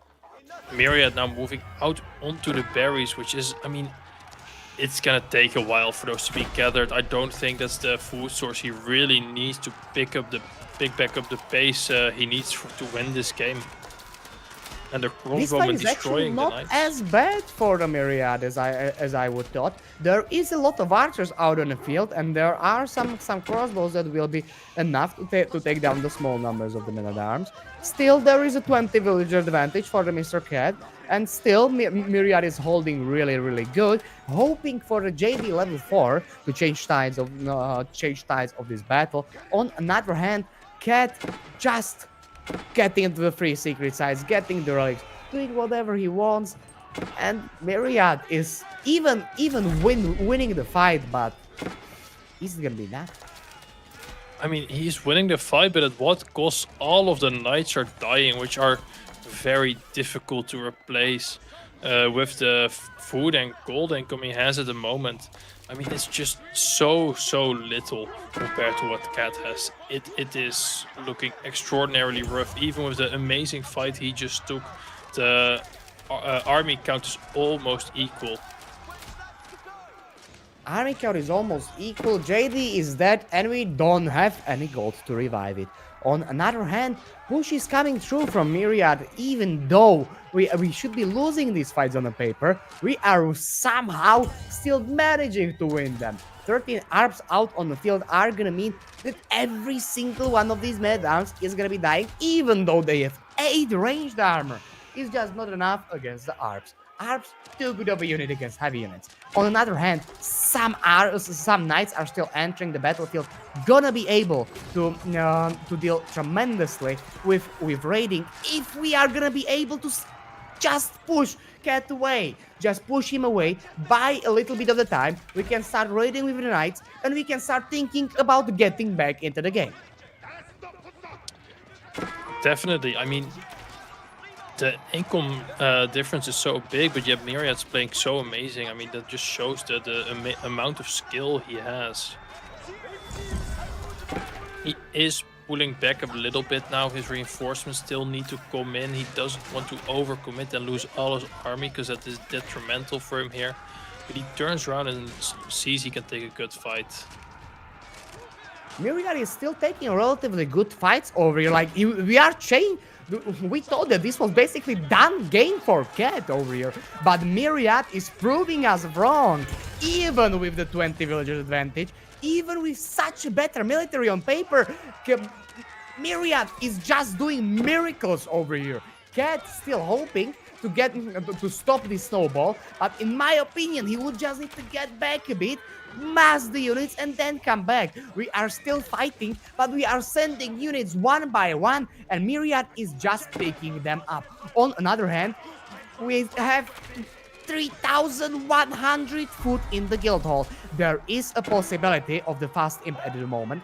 There is definitely a possibility for the Myriad to still win the game, even though we thought it was basically done.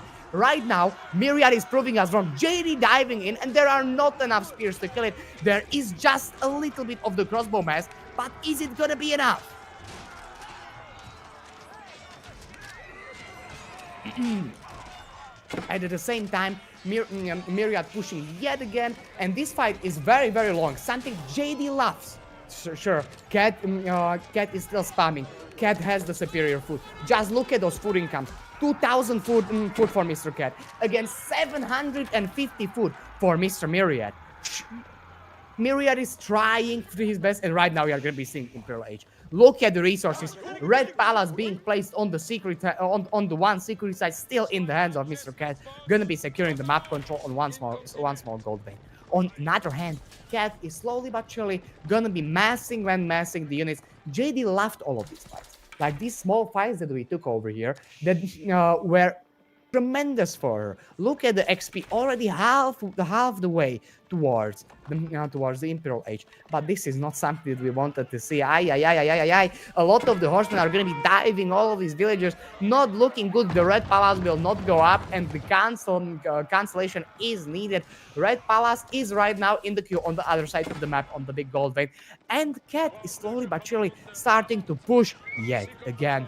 There are some spears out on the field for the Mr. Cat to counter all of the guys, and still a lot of the crossbows, but archers are gonna be the unit to counter all of it. We have 0 men-at-arms, so everything is just gonna be dying to the mass archer. JD, again, loves this fight. She isn't dying, looks tremendously.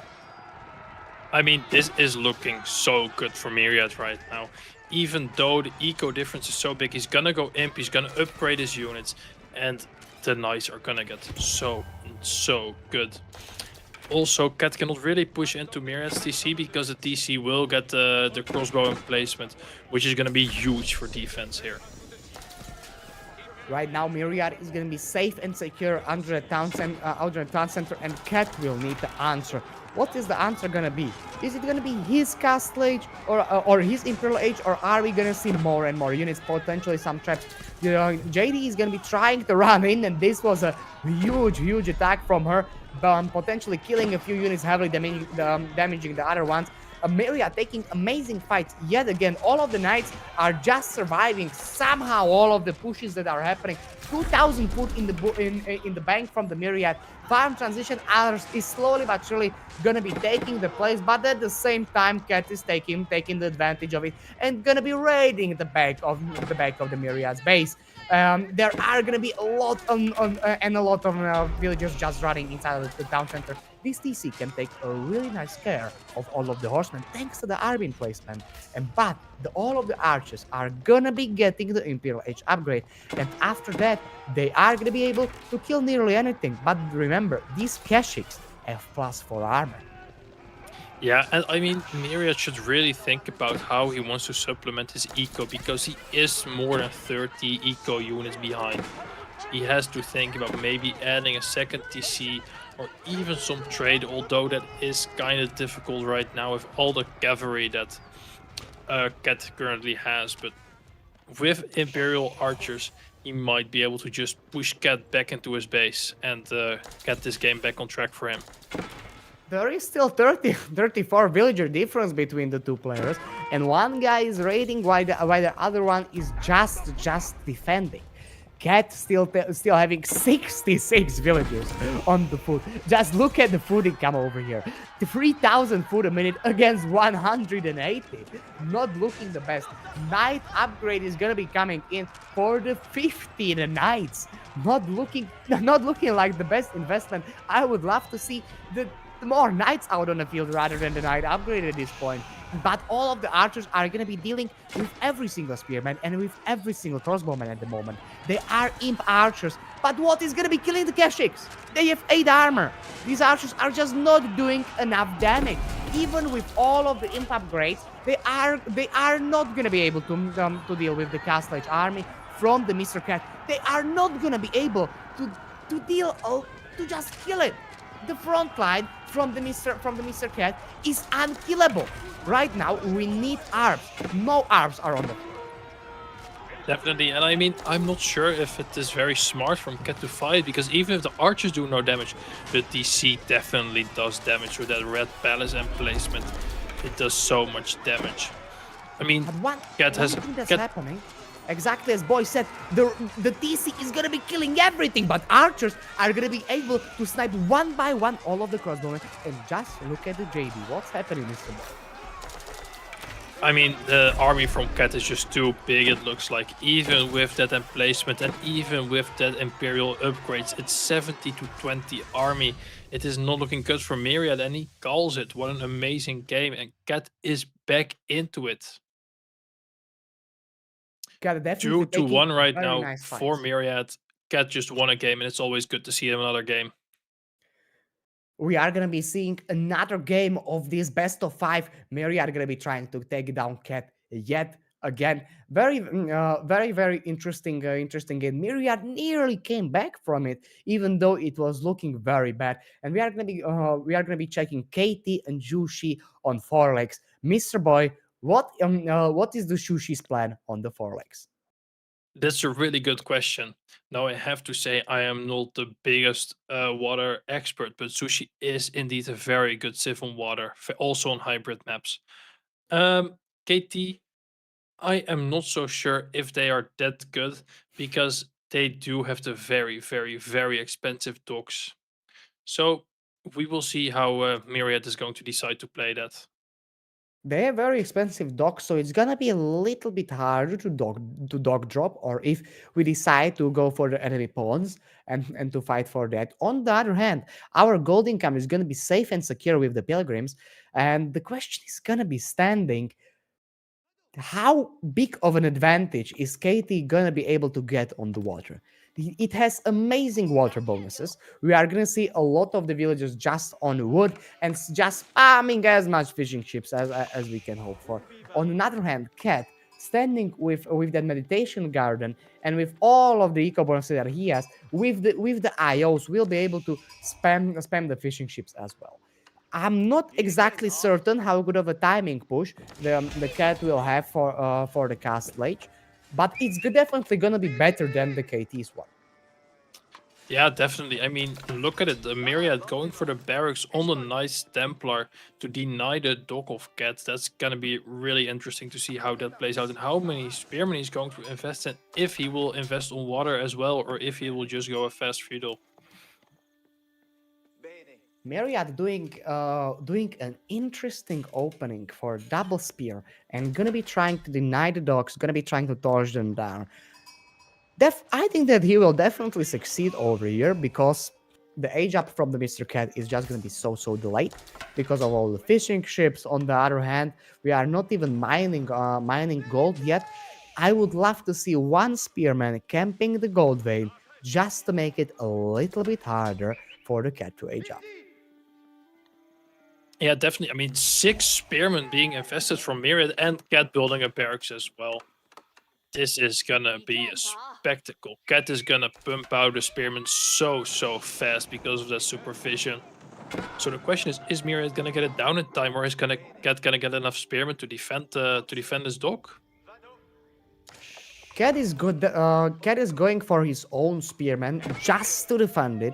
Myriad, on the other hand, heavily investing. Still, some spears are on the way.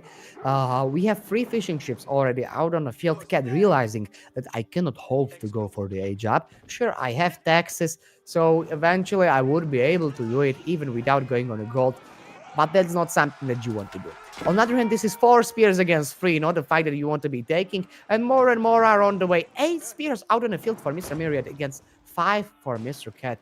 Cat definitely has a defender's advantage, and his reinforcements are just simply set a little bit closer. For that reason, we see more spearmen out on the field over here at the moment. But spears for Mr. Myriad are slowly but surely going to be coming in. Myriad making a very aggressive dog over here, and that's a giant investment. 250 wood for this dog. Is this really worth it, Mr. Boy? I mean, the thing is, it is a giant investment, but it also has a lot of armor and a lot of health, so it's going to be very difficult for Cat to take down.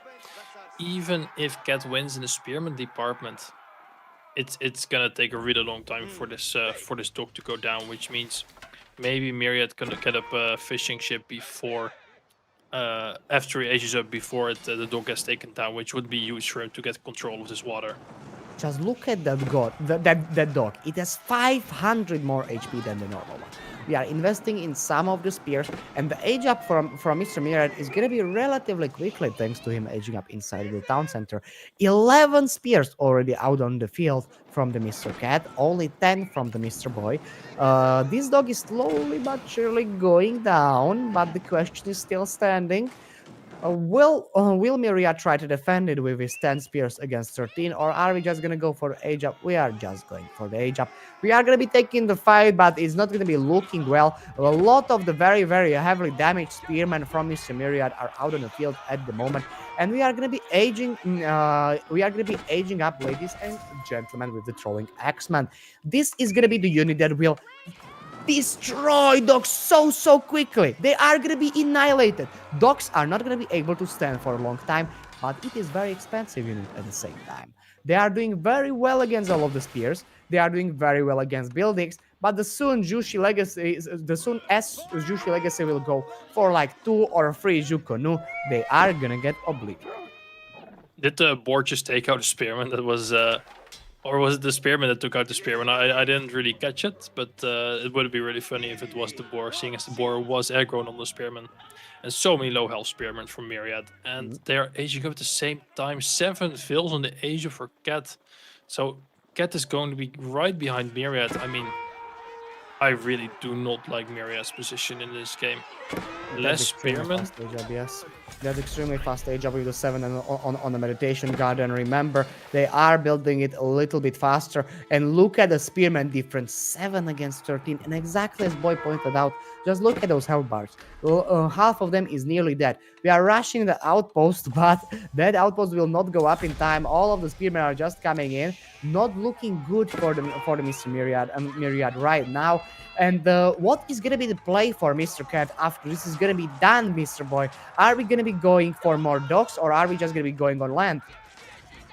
I mean, you have to go for water, right? I don't see a way not to go for water. I think if you skip water at this point, it's definitely already very difficult. I mean, he lost 2 villagers. He has no water. But if he skips water now, he's going to be so far behind in the economy. I'm not sure how he's going to catch up. And 2 wheels went down on the tower, not looking as a good start for Myriad. Just look at the villager, look at the eco difference. 5 economy is the difference between these 2 players at the moment. Meditation Garden going to be generating us more and more resources, and Police Guard is going to be the play. And I think that surgeons are going to be very happily to take fights against Police Guards. They have a lot of melee armor, and at the same time a lot of melee damage. On another hand, Cat can be raiding with all of the police guards. They are significantly faster than all of the surgeons. The Cat is still Myriad is still trying to go for more docks, still trying to get the fishing ship numbers up. But for now, I like Cat's position a little bit more. If he wants to, he can still go for the cheaper age up to the castle age. I mean, for sure, like Myriad still has some fishing boats which show up in the economy count, which is on Cat's pond, so they aren't actually doing anything, not gathering any resources. Myriad right now is building a second dock to secure his second pond, just like Cat has already. It might be dangerous for Cat to go into too many palace cars because of the sergeants, like you said. But for now, he's also adding in two canoe, and just look at the eco of Cat compared to Myriad. He's getting so many more resources per minute. Just from that alone, he should be able to keep Myriad's army low. Mass Jukonu against Mass Surgeons will definitely be interesting. Like, Jukonu are gonna be able to obliterate it. But look at the wood income from Mr. Myriad. 16 villagers are on the wood at the moment. What are we gonna go for? Are we gonna go for more and more fishing ships, or are we gonna go for some horsemen? And the horseman play is definitely gonna be the case. Double stables already dropping and blacksmith at the same time. Mr. Boy, how are horsemen doing against Palace Guard and Jukonu combination? So against Sukunu, horsemen are actually very good, right? Because they shoot 3 times, and horsemen have some melee armor. So yes, horsemen can work. A lot of horsemen, but against palace guards, I am not the biggest fan of the horsemen. They do have less melee armor than a normal man at arms, but still, like, it's such a good me shield. It takes so long for the palace guards to die to the horsemen that the Tsukunu can just stand in the back and do so much damage. I mean, you kind of have to, as Myriad, go for the horsemen to do something against the ranged mass, because you don't want to let it build up too big for Cat. But I'm just not sure if this is the right composition to do with horsemen plus sergeants. Horsemen have +1 though. They have +1 thanks to the age up, so they are doing a little bit more damage. They are not a normal horseman. On the other hand, surgeons are going to be able to basically obliterate the man at arms. But still, Jukonu is Jukonu. Like, they are gonna annihilate those surgeons. And when I say annihilate, they will disappear. On the other hand, horsemen are gonna be needing to engage all of the Jukunu tanks, needing to engage it through all of the front line that police guards are gonna be providing. Look at this! This is annihilation. One volley is basically one kill. Exactly as we thought. The Jukonu are amazing against all of the surgeons. It's not just that the Tsukunu are that good. I mean, the military difference is also huge. I mean, 31 to 15. Cat has double the army of Myriad. It's gonna get really difficult for Myriad once he gets denied of gold here to make any more sergeants. Finally, And we got up our eco numbers, and we are starting to spam from Mr. Myriad. But is it gonna be in time? I am not exactly certain. The economy from the Jushi legacy just kicked in a little bit sooner, and this is not actually that much palace guards over here. Only 3 or 4 palace guards acting as a front line, and those surgeons are making a quick work with them. But all of the horsemen are simply set evaporating at the same time, and I think that this was a fight that Cat actually liked to take. yeah, it also looks like Cat is slowly going towards castle. Already 800 food, 700 gold. He can age up any minute now because the age up is slightly cheaper for Sushi. And Myriad is still far, far away from that age up. Even though Cat has double the army, Myriad is gonna have to put some gas, pedal to the metal in order to get back into this game. Mountlu Academy already being placed for Mr. Cat, and Age of the Castle is going to be solidifying his position as the winning one in this matchup at the moment. Sure, Myriad still has a lot of place to go for. He still has a very fast castle himself inside of the town center. He doesn't need to build it. That's actually right now an advantage, forcing you to age up inside of TC a little bit faster than you would if you would be building it. On another hand, Cat will be going into the Mass Knights, it looks like, at the same time making upgrades for the Jukono. Not looking best for the Myriad at the moment. He needs to switch the units, but what will the unit switch be? I'm not even sure if the Heavy Spear are the correct play for the Myriad. What do you think about the Heavy Spear against Jukono, Mr. Boy? I mean, it can work, right? The thing is, there's Tsukunu, there's so many of them, and they have already +2 damage almost done. And together with the knights, like they can almost run through any army. I would almost say you need some kind of siege to stop it. I mean the knights and the Tsukunu is such a powerful combo if you don't have anything that outranges it, like longbowmen. Exactly, and the age up is coming through, ladies and gentlemen. This is gonna be heavy spearman, but this is heavy spearman against Jukonu. Jukonu is, like Boy said, they aren't as bad against it. Sure, heavy spear are really good, heavy unit, and they have a lot of ranged armor. But Jukonu will be doing free damage anyway. They don't really care. They are doing burst attacks. For that reason, they are gonna be able to kill the heavy spearmen, even though they should be countered by them. On another hand, Mass Knight is something that's gonna be killing basically all the horsemen, and at the moment Cat is diving the base, and what is there to do for Mr. Myriad over here? I mean, he is walking all of his army away. He doesn't want to take the fight just yet.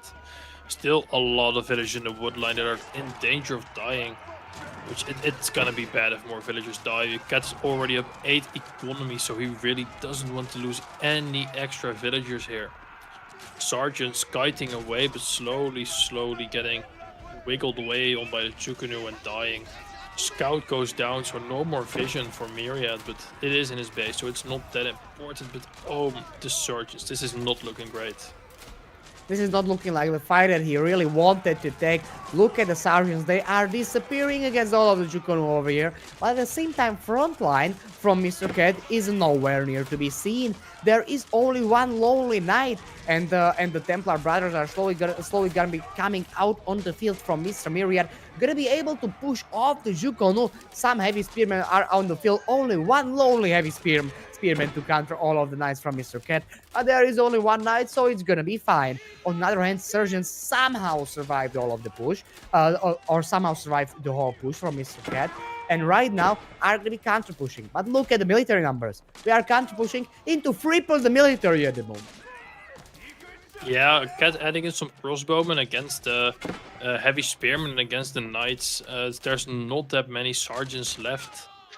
So the Tsukunu are not that vital anymore. Also some palace guards for the front line. Cat already on 3 monks, or all the third monks coming out to vacuum up all those relics off the map. So it's still looking really rough. Myriad floating more than 1,000 food, so he really wants to spend all of that into army to make sure he has the best chance of fighting this. And we are going for Mass Templar Brothers, but Cat is realizing it and switching immediately to the crossbows. Crossbows are gonna be the unit to basically kill all of the knights from the Myriad, and at the same time they are gonna be enough to kill the Surgeons. They are not the ideal you would like to have archers, but they are still gonna do really well. On another hand, Police Guards are gonna be our front line, and I am not sure if they are gonna be enough if we start playing a Mass Sergeant over here. Sergeant are gonna be doing really well against any melee unit in any composition. But no, we are switching into the archers slowly but surely. Yeah, definitely. I mean, still more than twice the army of Cats, more than a 10 eco villager lead, 15 or more than 15 even. It's not looking great. I mean, Myriad making his first monk now, but Cat already has 3 monks out on the field, so I'd be surprised if he even gets 1 relic at this moment. He should get one behind his base and will most likely secure it. On another hand, there is a small problem with the Jukonu raid. 2 horsemen are gonna be cleaning it up, and hopefully no villagers are gonna be lost. On another hand, the Cat is going for the sprinkler placements on some outposts, probably in the front, just to defend the Myriads raiding with the knights. Myriad going for a Mass Knight and still playing for a Mass Archer, but there is not enough archers to kill 30 crossbows at the moment. At the moment, Cat is just having such a ginormous army that he would love to start taking the fights. We just need to group up, go, and at this moment, Myriad is not winning any fights. Yeah, it's not looking great. I mean, look at the eco difference: 1,400 gold per minute and 600 or Well, the wood is the same, but especially the gold difference is insane. 1,000 more gold eco for cat per minute.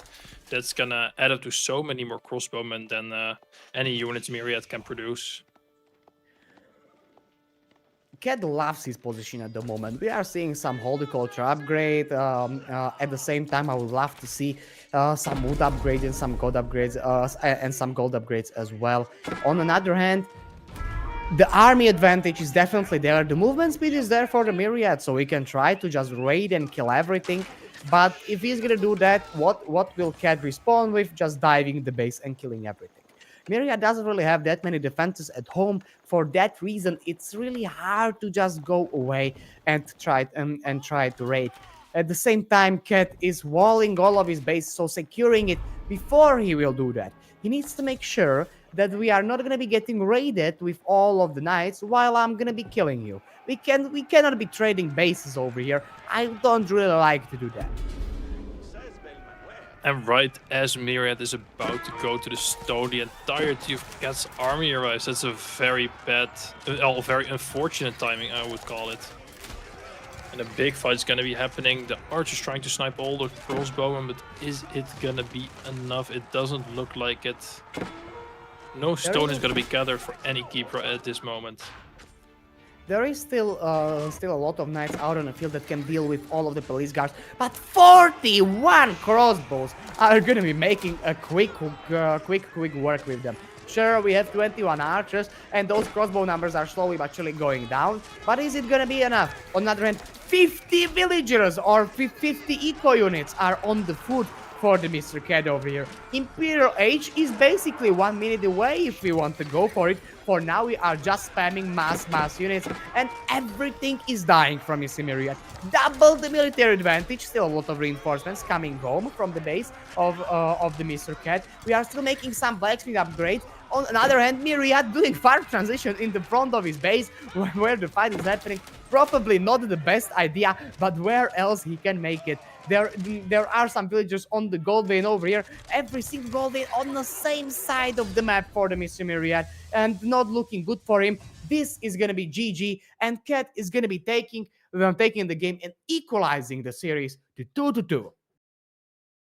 What an amazing game. Cat pulling it back 2-2 after he was down the first two games. So there's going to be one more game left. It's going to be very exciting, and we are going to see what they are end up with. It's going to be Ayubits versus Delhi. That's a very interesting matchup because on one hand you have the Ghazi, which are very strong. On the other hand, you have the Desert Raiders, which do counter horsemen and knights. So it's going to be very interesting to see how this unfolds. Well, Dry Arabia map that is definitely known for the raiding potential. In my opinion, we are gonna see some Desert Raiders early on, but at the same time, it's gonna be very hard to play them against Ghazi. And those are two civilizations that can heal all of their units in the feudal age if they choose to. Delhi having it a little bit easier thanks to already having those monks and having the capability to make them in the feudal age. On the other hand, Ayubit with the Dervish age up will be definitely able to heal on the move. Delhi, not as much. Yeah, let's take a look at what our players will do and what the spawns look like for Myriad. The deer and berries are all on one side of the map. All the food, like, I mean, there's the boar on the other side, but you know, they're both Muslim civs, so they both cannot go for it.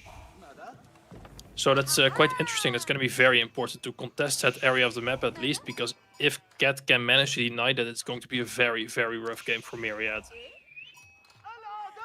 And Myriad is going to be going up with House of Wisdom, well, making House of Wisdom, then they're going to be slowly but surely edging up with Echoing, actually. And we are going to be seeing the same age up that we saw earlier, Volidu. Echoing into the growth, basically getting the free villagers. On the other hand, we will see Dome of Fate with the cheaper monks.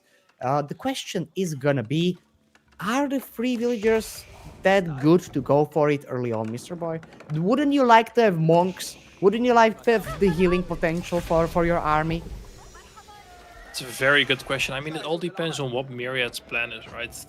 Even with 3 villagers, if you lose 1 or 2 units, it's not that bad. Seeing as you will have more economy to get more units as well, right? But with the Delhi, of course, they do have the scholars, so they do have this healing potential. So it's going to be very interesting to see how this one plays out. We already have some horsemen, a desert raider, and some barracks getting made to get some spearmen. So to me, it seems like a horseman spearman composition against what I guess is going to be either Ghazi spearman or Ghazi horseman. I'm not very sure what is the best option here. Most likely that's going to be just a mass Ghazi early on because we are trying to counter the Desert Raiders plus the Horsemen. Ghazi are going to be doing, in my opinion, good against that. But at the same time, we cannot forget Desert Raiders are going to be debuffing all of the Ghazi Raiders while the Horsemen from the Myriad are going to be still as or are going to be just a normal horseman, so they are going to be slightly better. On another hand, some spears are just coming out in the field from Mr. Myriad, and Cat will definitely need to answer with some archers. Ghazi are going to be good early on for the raiding. We are going to be able to just tickle the eye a bit on the gold vein, being able to push them away from that early berry patch and being very annoying. On another hand, for the longer feudal age, there are going to be some supporting units needed. Yeah, definitely. I mean, we see some like quite a lot of horsemen as well coming out from Myriad, which it can be quite a trap if you do not make it of spearmen, and if the Ghazi can pick up the few spearmen Myriad has. Cat has a very good position here. Also, if any of his Ghazi get really low, he can just pull him back to his base and heal him up with 5 scholars, which Myriad does not have the healing capability. So he really has to make sure he kills every last one of these Ghazis to make sure they don't get healed back up, because that could be devastating for him. Just look at the composition. Myriad is doing basically every single unit that he can do in the field. Like there are archers, horsemen, spearmen at the same time. There's Raider here and there just for the debuff. On the other hand, Cat running a very simple composition of mass Ghazi Raiders right now, starting to add some archers at the same time. Cat is going for those blacksmith upgrades, but it's gonna take a while. Sure, we have free monks inside of the mosque, but that's not gonna be enough for the super fast upgrades. On the other hand, one Ghazi Raider will be dying over here from Mr. Cat. Cat is trying to dive the woodline, and yet again diving it again, trying to be as annoying as it is humanly possible, doing amazing job, but that it costs yet another Ghazi. Is this worth it, Mr. Boy? Just diving, causing some idle time, and then losing Ghazi Raider here and there. I mean, it's not that many villagers that he's idling, maybe 10 villagers for about 10 seconds. So I don't think it's really worth it. It might be, it's maybe short term, but long term definitely not. It's looking really rough for Cat, in my opinion, at the moment. Myriad took some also a very good raid at the front against some archers, so he killed some archers. So Myriad's destroyed value is through the roof compared to Cat's, but Cat adding in a lot of archers right now to prepare to take the fight, because if he can snipe out those few spearmen, it can turn out really well for him. Cat is going for that mass archer plus. We can see that mass prelate. Those prelates are going to be amazing in these fights because Myriad doesn't really have the archer mass at the moment to just kill everything. Doesn't have the archer mass to one-shot stuff. For that reason, Cat will be able to, in the fights when they are going to be happening, if there are going to be enough monks, to just be healing all of the front line while we will be fighting. On another hand, Myriad going for that mass archer at the moment, realizing that I would like, or just putting a little bit more resources into the archers, would love to have something to kill all the prelates. And Cat is right now trying to go for the mass feudal. We are going to be seeing definitely the play for the secret sites, while Myriad is going for that castle age. Yeah, Myriad slowly macroing up for the castle. Cat is pro scouting, so he's gonna have more than enough food under his town center. Nice and safe. But yeah, I mean, the military difference, it seems quite big, but there are 8 scholars, so it's not actually that big. but the Desert Raider is about to be picked off, which would be huge. It would get rid of the entire debuff that's currently Desert Raiders have. And it does die, so that is quite nice. But Myriad is about to go castle, he just needs a little bit more gold. Myriad will be clicking up Castle shortly, and what is it gonna be? Is it gonna... We are actually going Advancement Wing. Okay, okay. We are going for a cheap range up, saving up our resources for the units. On the other hand, I would personally expect him to go for the monks, just so we can get old relics. But it's true that Cat is so far away from the castle at the moment that it doesn't make that much sense. You would rather age up a little bit quicker, make those camel lancers. They are going to be killing the whole composition from Mr. Cat, and after that, take all the relics with the dervishes from the mosques. Yeah, definitely the vacuuming of all the relics by Myriad can be very dangerous because Cat is not even close to age up, and he's definitely gonna need those relics to supplement his economy. That's gonna be a huge difference between the two. But Cat noticing something is fishy because Myriad is not pushing anymore, so he knows probably that Myriad's aging up and thinks now is my time to push and shine. But this is 10 villagers garrisoned inside of 2 towers. At the same time, another 4 garrisoned inside of a town center. Not the best spot to be diving in without any rams. On another hand, after 20 seconds, we are going to be aged up to the castle age. And there is barracks out in the field already with some stables. We are ready to start spamming all of the heavy units that are going to be amazing against Cat's army. Sure, you may argue that Gazi Raiders have +3 bonus damage against all of the heavy, but is it gonna be that deal breaker? I don't think so. There is not enough Gazi Raiders out on the field at this moment to just simply kill camel lancers if they will be coming. Archer upgrade is actually what we are gonna be going for, and no heavy units. I don't like not going for a single heavy unit. At least like 1 camel for the debuff. Well, I think the entire problem is here that Myriad doesn't have any gold to make any heavy units. It's Northern Great. He has a lot of food, a little wood, but no gold at all. So it's crucial for him that these towers stay up and he can keep gathering gold here. Cat, meanwhile, going with the House of Learning. He has 3 sacred sites, so the gold is rolling in for him. He has almost double the army of Myriad. I mean, he is in an amazing position in this game if Myriad doesn't manage to just churn out a lot of castle units and see if he can take a fight against Cat's army.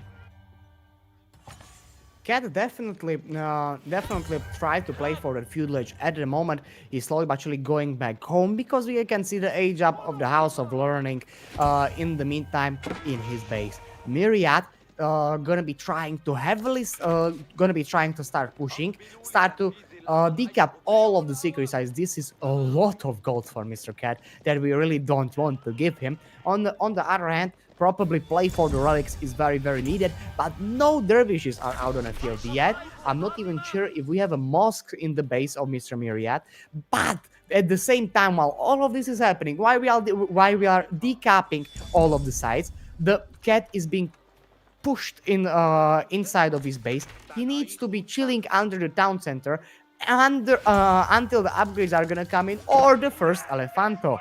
Elephants are gonna be able to destroy everything over here.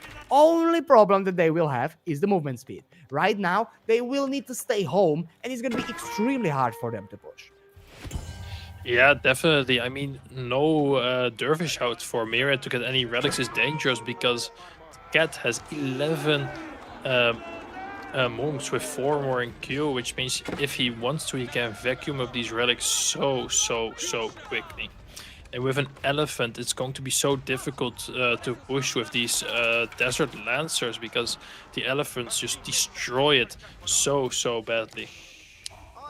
There are no more normal relic icons on the map, and we can think that only one thing happened. All of the relics are in the hands of the Cat. Exactly.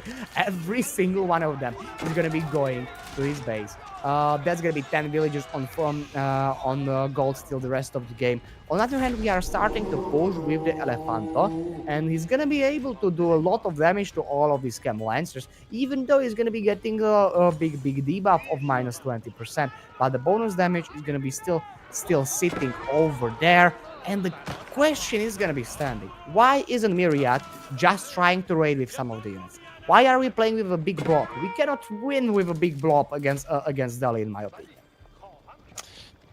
Yeah, it's I am not 100% sure against Delhi. Like 5 relics, he doesn't have any sacred sites anymore. Mary did a good job of decapping those, but if he were to get the sacred sites again, it's just such a big eco advantage for Cat.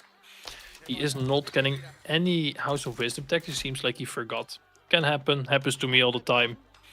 But yeah, I mean, Cat has quite a military advantage right now. It's mostly in scholars, but if he were to pull those scholars forward to heal his army, it would be very difficult for Myriad. Myriad trying to go for some kind of the eco advantage at the moment, but or scrambling every single resource that he can for the units. Cat on the other hand already sitting with 5 relics home, so gonna be putting them inside of the mosques in my opinion anytime soon. 2 of them already are in, and more are just gonna be coming. On the other hand, Myriad is starting to play with his mobility advantage, and the raiding is gonna be coming in. There are 2 elephants out on the field, but I think that Cat would love to have them just push it. He would love to be in a position in which he can just tag move to the base of the Myriad and kill him at the moment. But this is the difference between having the mobility and not having the mobility. Knights are raiding from Mr. Cat, but Knights are raiding from Mr. Myriad at the same time. And the question is going to be which ones are going to be better at it, Cam Lancers or the normal Knights? That's the question that we need to be asking at the moment. There are not going to be any push with the elephants in any time soon, because we need walls before we do so. It is going to be very dangerous though if Myriad does manage to find the vills on the berries. Those are very unprotected. And at the same time, manganiques are being built by Myriad. Like I said before, in my opinion, the best siege unit in the game at this moment. It's more villagers going down from Cat. This is gonna be an interesting game. It's very, very close. Exactly, just look at the raids that are coming through.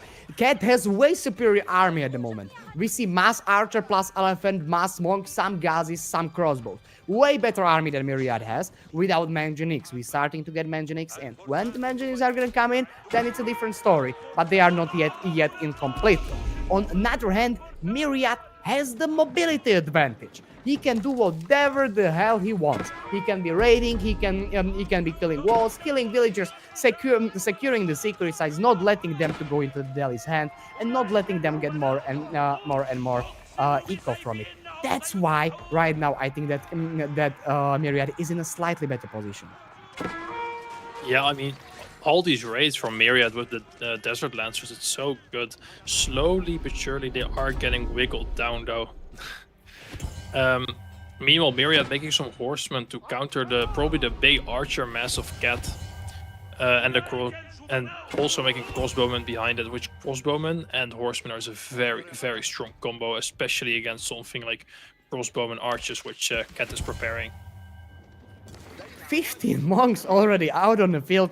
Just look at it. Another 5 in the queue. Cat's army is basically gonna be indestructible. Those elephants, if they are not gonna be getting one shot, they are not gonna be going down. On the other hand, a lot of crossbows are coming out from Mr. Cat to kill all of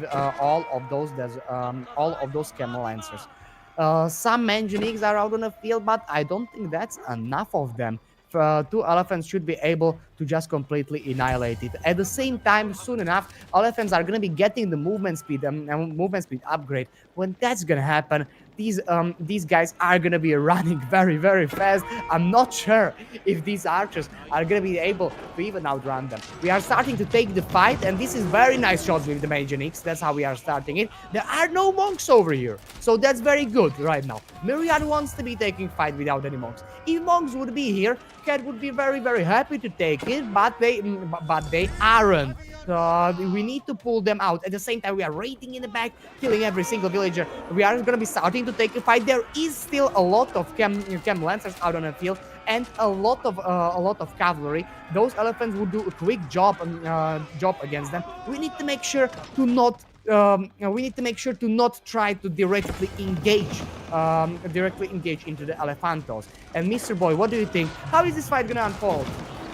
I think Cat is gonna need some really, really, really good micro to win this fight.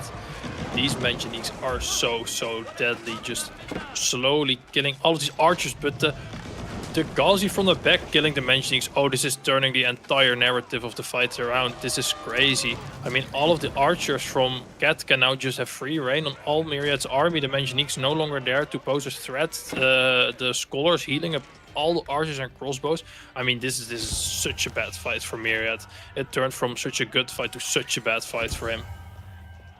At the same time, those archers did not die because they had some prelates with them, healing them. I would love to see them healing Elephantos, but this worked out as well. It seemed like Cat knew exactly what he was doing. We are going to be starting to push. We've literally tripled the military advantage. Remember, in the military, there are monks counted in it as well. So it's not as much as you may think, but still a giant advantage for Mr. Cat. Farm transition is going to be coming in the back, and Myriad is just finding himself in a lot of trouble. He gave his opponent the secret size in the Feudal Age. He gave his opponents relics in the Castle Age, and right now he's basically giving him his army. This is not looking very good for the Myriad at the moment. Cat pushing in and being able to completely obliterate anything in his path.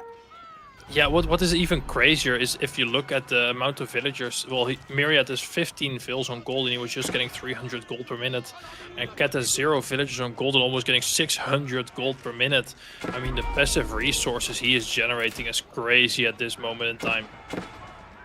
And just look at this engagement. Sure, we have definitely a lot of archers, but there are a lot of light cap at the same time. Monks are here to make sure to heal up the damage done on archers. I'm not sure if this Mangonel is gonna do anything. For three horsemen are basically just running. They're gonna be killing it. And look at the scholars. Scholars are gonna be tanking right now at the moment. They have a lot of HP thanks to the upgrades. On the other hand, villagers are gonna be tanking from the side on the Myriad, and this is not looking good, ladies and gentlemen. GG is gonna be coming in, and a Cat is gonna be winning the series and going to try to qualify for the spot on the Homestead Cup tomorrow as well.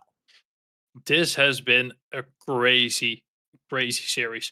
I mean, it started with 2 games up from Myriad, and then Cat just took it back, reverse sweeped him 3 games in a row. Won. It was really, really crazy. So as we see, Cat's next opponent is gonna be Wham. That is gonna be played tomorrow on Saturday. So yeah, that's really exciting. We have something really cool to look forward towards. When one of the better players, Cat will definitely have it a little bit harder. On the other side of the bracket, we have Papi Paw against Voldy.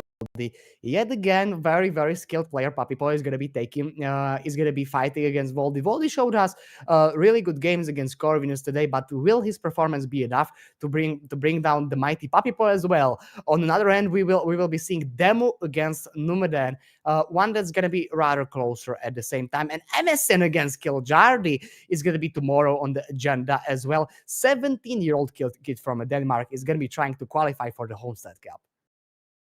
Yeah, it's the battle of the Vikings. Exactly. Exactly. And ladies and gentlemen, I hope that you enjoyed our today's casting. I hope that you had a lot of fun. We definitely did. And thank you again from the Age of RTS to give us a chance to have some practice here and there. On the other hand, thank you, Mr. Boy, for helping me today. Yes, thank you too for casting with me. Thank you all the chat for being here as well. It was an amazing stream, I think, and all the players played great. And we are going to see you tomorrow. For the now, goodbye.